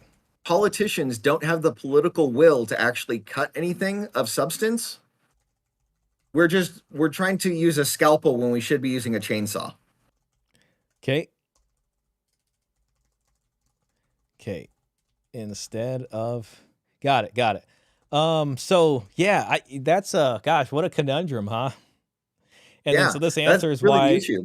why politicians won't do that. And you know, especially when it comes to cutting federal spending like welfare, it's almost like, I guess you could say career, suicide for a lot of politicians, because it's almost like, won't somebody think of the children? You're Oh, hurting yeah, immediately. families. So they don't want to take that. They don't want to be the one to take that leap. Yeah. I don't know. And a lot of this stuff with obviously the Middle East, it's about saving the dollar. I don't know if you could put it directly to that, but I think a lot of it is that in some ways. And I'm trying to think like, okay, what's the long-term gain? You know what I mean? Okay, yeah, you subdue Iran, the oil starts Yeah, you flowing subdue again. Iran, and you take out their nuclear program and take out their ability to control the Strait of Hormuz. Mhm. You end up improving oil logistics, and you reduce Russia and China's ability to influence the area too. Yes, Because in a lot of yes. ways, Iran is kind of like a proxy state for both Russia and China right now. And so, and would that also go into maybe, I mean, improving the flow is one thing, but maybe, I don't know, controlling the price? Because there's like, I think there was like sanctions lifted on Russian oil because of this and all kinds of stuff. But when it comes to like, I can't remember how they do it with the OPEC and stuff like that. I know Iran is probably in opposition to that, which is why they have so many sanctions. And I don't know exactly, but it's like if you have them in agreement with everybody else, they can control at what price oil sells for and everything like that. Have more Yeah, they can control over it. control a lot, and they can control production. Really is the big thing. Is OPEC typically Control controls production. production more than it controls prices. There we go. Control production. Okay. So basically, OPEC, they all agree that they'll do a certain threshold of production, and then that level of production has an unintentional effect, quote unquote, unintentional effect on pricing. Okay. It just means that because they're limiting the amount that goes in, you're not going to have oversupply, which reduces prices. Got it. Reduces prices because of to stop oversupply. Yeah, so they don't want to oversupply because they want to keep prices relatively high. Okay. And have enough volume for each of the OPEC countries to get enough benefit from the oil. Got it. Take it easy, Oikophobic. Thanks for hanging out. Yeah, and the issue with it is that they can't go ahead and do too much because they're also competing with Russia and Venezuela and Canada and other like major oil reserve nations. Yeah. For the sale of oil. Got it. Okay. So they can only control it so much. That makes sense. Yeah. And so a lot of our conflict right now is both economic and ideological. Yes. So I wouldn't go ahead and say it's all one or all the other. There's a combination effect there. Sure. Absolutely. Yeah. Okay. So then I guess to kind of bring it back towards paying off all at once. I mean, you already kind of told us, like it's obviously impossible because it would just destroy the economy. It would destroy economies. It would destroy the global economy. It wouldn't just be the United States economy. So then, like, ironically, we'd probably have to take out more loans and be in a huge deficit. If, like, I wonder, I think that's where it would go, right? So would we ironically go into more debt then? Or would it be less debt on paper, but we just can't afford anything, Yeah, you wouldn't force confiscation. And the thing is, the reason why we have shadow limitations on our ability to put more debt out is there's only so much debt that the Federal Reserve is going to go ahead and take onto its books. Mhm. And a lot of it is going to be sold to sovereign nations like China and other nations, right? Yeah. And so in a lot of ways, so many of the global economies depend on the United States in so many ways. Like most of Europe depends on the United States for protection because our defense spending supplements most of Europe's ability to be socialist. Yep. Because if they all had to go ahead and pay for their own national defense, they wouldn't have as much money to put into their social programs. That makes sense. Brute Man has a question for you. Let me read Yeah, what's that. up? Said, ask Heroes Forge on his thoughts on John Maynard Keynes, the Skittles economist with no wife and kids, who's the founder, I think, of government debt-based economics. He seems to have it Buddy, out not for a fan. Not a fan at all of Keynes. Okay. Yeah, Okay. Keynes went ahead and Keynes basically wrote Keynesian a economics. ticket for leftists across the globe to justify deficit spending and stimulus spending in a lot of ways. And so Keynesian economics brought us most of what we've got going on right now. Got it. Okay. So Through economic justifications for he helped deficit create spending. justifications for this for the deficit mess. Yep. Gosh, I mean,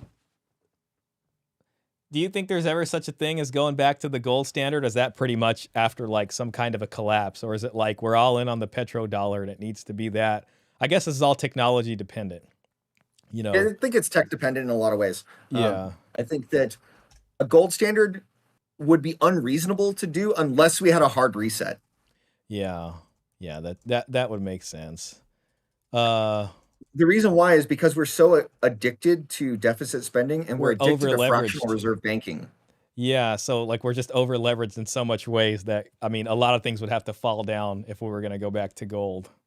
So that would be really hard. Gosh.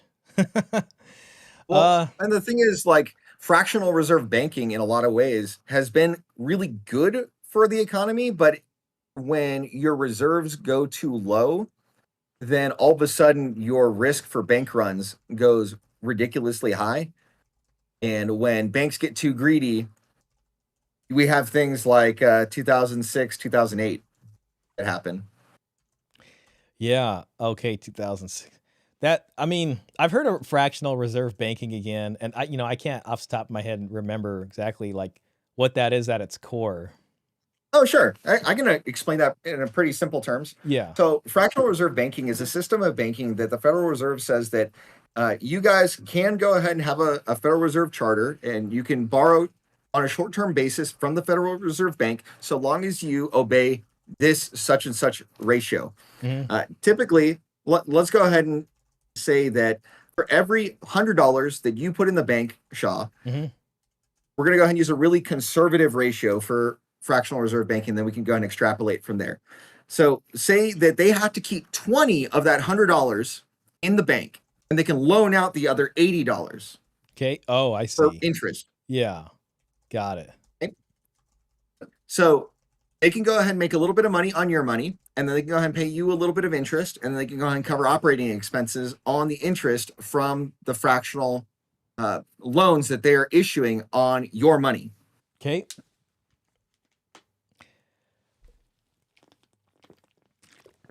All right. Yeah, I guess that answers the question on why you couldn't pay that back, plus a lot more than we probably deserved over here. But man, you are pretty deep in the in this stuff, which is pretty cool. And hope you talk more about this kind of stuff on your channel. I guess it's hard, like, unless people are like really interested in it. I know there are some real econ nerds out there that probably love it. And the thing is, there's a lot of guys that do this really well and do this as their specialty, right? Yeah. I'm just a guy that's invested in real estate and had to learn how money works in order for me to achieve the levels of success that I have in my life. Yeah. Yeah. I guess I always think it's just like, given the environment now, it's like when you think like, where should a guy start? Like my imagination's always like, well, you get your job and you save as much as you can from that job and try to get your first investment going if you want to go that direction.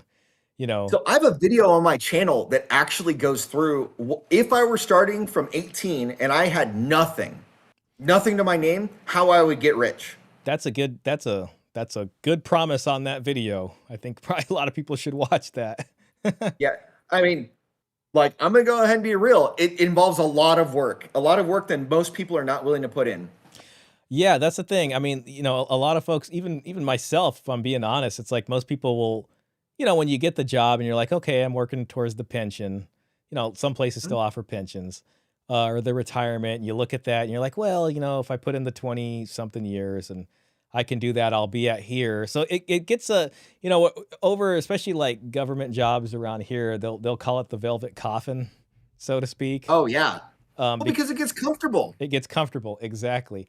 Mad Villainy says, what's his channel? It's the Heroes Forge. Let me pull that up big. Be so kind as to link me up.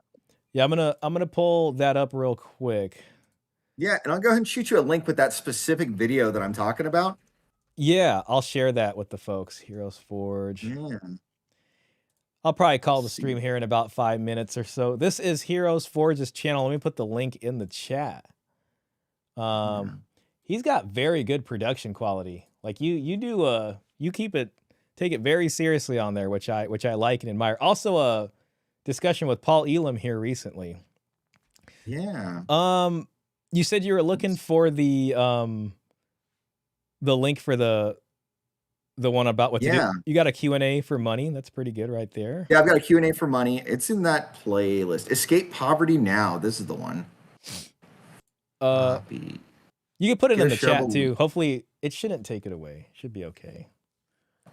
Yeah, I guess if it doesn't, just give it to me and I'll put it in the chat. Summary I'll put it of this opera you wrote is the end of law and the plunder of humanity. It's not looking good, Reaper. I sent it to you in the Discord DMs. In the Discord. Oh, let me pull that real quick. Yeah. Oh, here it is. Okay. Yeah. Just a second. Copy. Putting it in the chat now for you there. Yeah. And this is it big. Escape Poverty Now. A lot of hard work. Okay, 7 months ago. Yep. Awesome, man. Well, I'll probably start closing out the stream. I appreciate you coming in and chat. We should, I don't know, man. This kind of makes me want to do stuff more often. I should just use the Discord invite or something, or get a kind of, I don't ever really use StreamYard, but I do have Zoom, which I go on and off of doing the subscription. So I can always throw out a link to people. Thanks for being bold and coming up and making something interesting happen on the stream tonight that we all didn't expect. So that's always fun. I didn't expect it to be a thing, but I'm like, you kept asking me questions. I'm like, hey, why don't we just talk? Yeah, I know, right? I know. It was just like really interesting. Jay Cote says, wow, I got a lot of homework to do and a lot of videos to watch. I'm happy about that. Yeah, there you go. So check out Heroes Forge's channel. And you're doing collabs like fairly often with people. So it's always cool to see that. Is there anything you want to put out there that you might have coming up if you can talk about it? If not, that's okay. But... Shoot. Let's see. Tomorrow I'm going to be doing a tier list on blue pill concepts. Last week I did a tier list on red pill concepts. That was hilarious. Yeah. Yeah. And I also saw that, you had a recent discussion with Rich Cooper. So that was pretty cool. That was like, I was like, wow.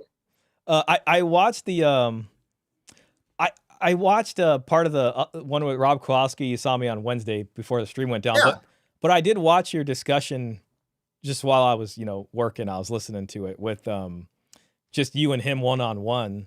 So that was a fun discussion. That was pretty cool. I thought he was fairly level-headed. So yeah, that was awesome. I hope to see a lot more of that stuff, on your channel. Yeah, let's see. Tomorrow I'll be talking to Baskerville and Brad. Male Space? Yeah. At a Male Space. Yeah, cool. Let's see. Is that your first time on the show, or? No, it's my second time with Brad. He hasn't released our first one. And then this is the first time that I'm going to be talking with him and Baskerville at the same time. Nice. Cool. Let's see. So then there's that. And then I've got another collab on Tuesday. And then, hey, I'm open to having conversations about fun things.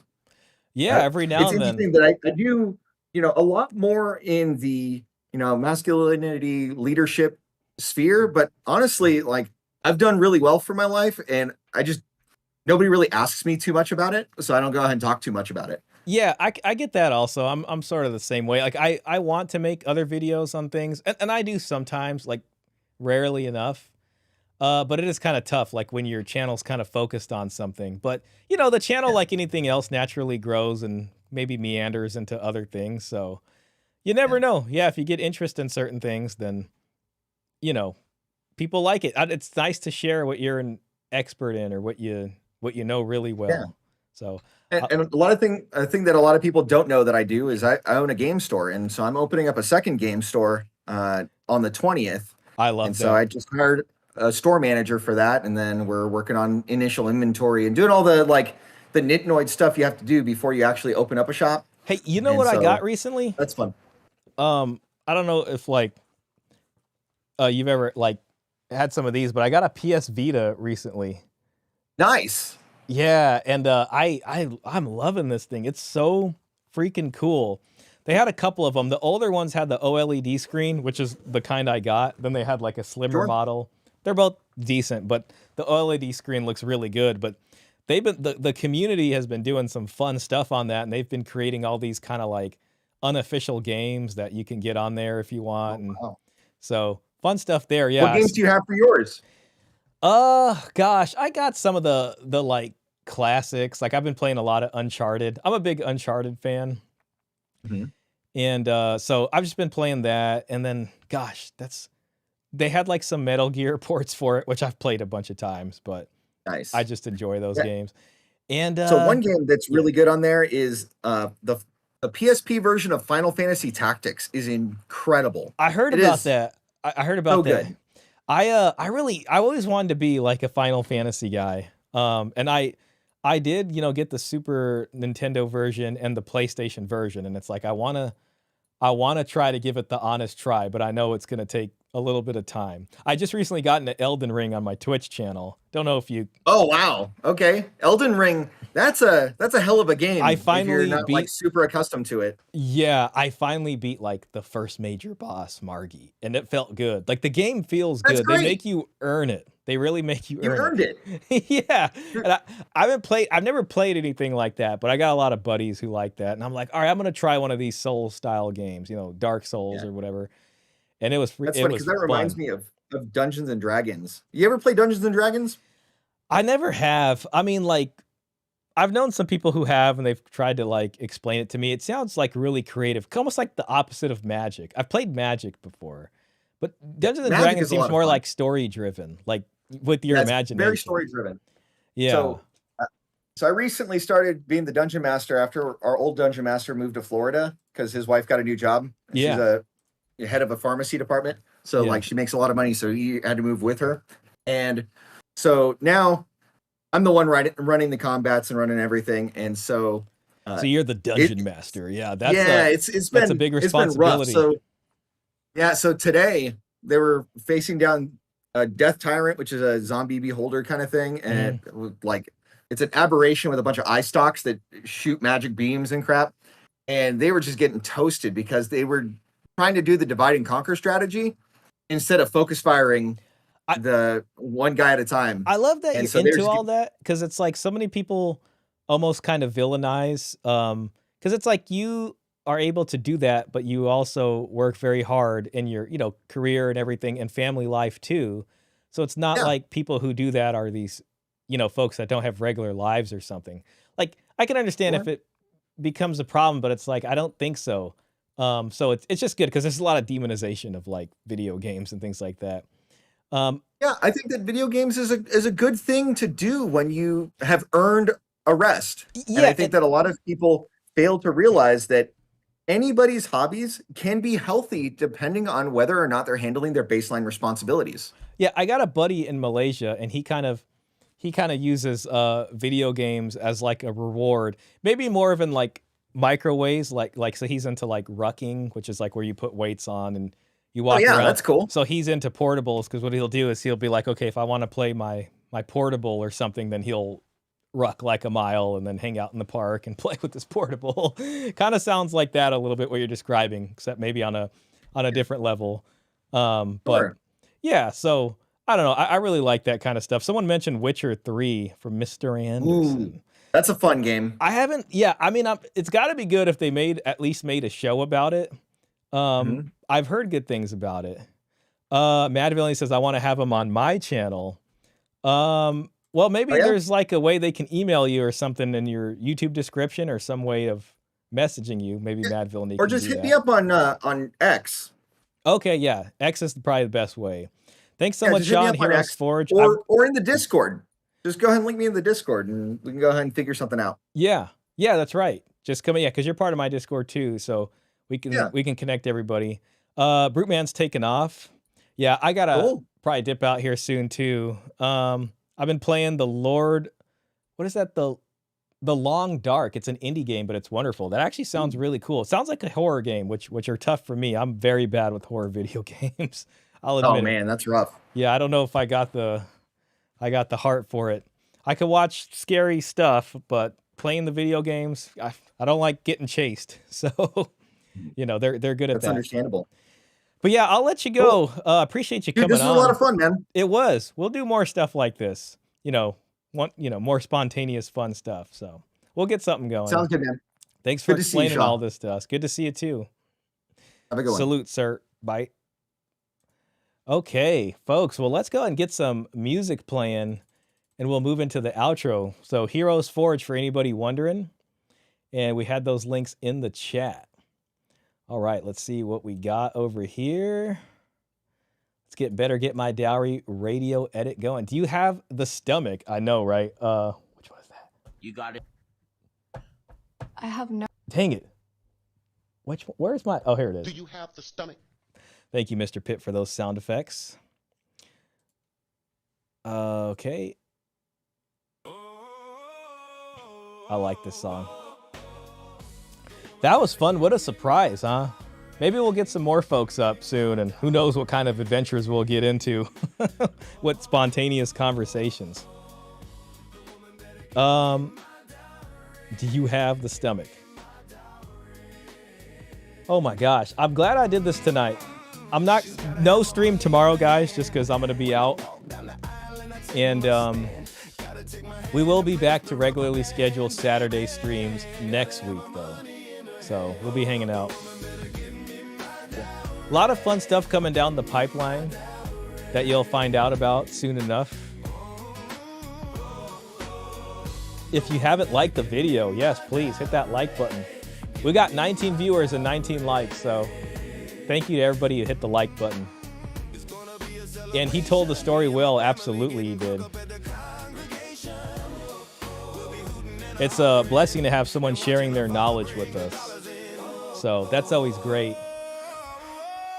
Next time we'll read a little bit about marriage gifts and social change in ancient Palestine. We'll do that next time.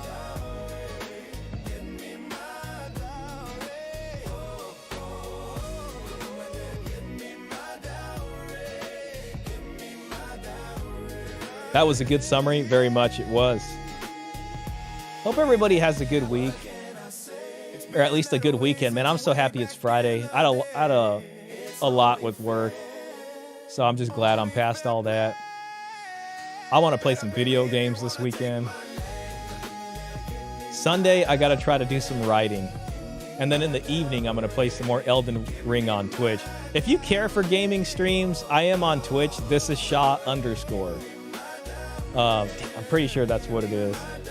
I haven't actually looked at my Twitch profile.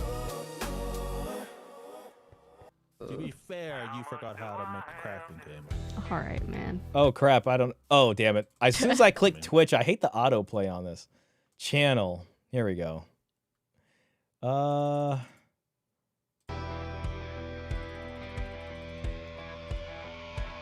This is my Twitch channel right here. This is Shaw_. So if anybody cares for gaming, that's where you could find me. And it's pretty much going to be nothing but Elden Ring for a long time. Have a good night, man. Thanks for coming, bro. I'll add you. Perfect, man. Appreciate that. All right, guys. It's been fun. Let me save this document of all the notes so I can remember this conversation, even though I can watch it. Save as this PC. There we go. Now my notes are saved. Dang, looking at my Twitch channel, this makes me want to play Elden Ring again. Gentlemen, this is Democracy Manifest. See, anytime someone follows me on Twitch, all my alerts actually play while I'm streaming on YouTube. So if you really wanted to troll me, you can troll me by going to my Twitch while I'm streaming on YouTube and following, and it'll actually show. So thank you for that. Augustus Bucci Art. Have a good evening, everybody. Take it easy, Klaus. Thanks for hanging out, man. It's always blessing to see you. I'm glad you made the stream.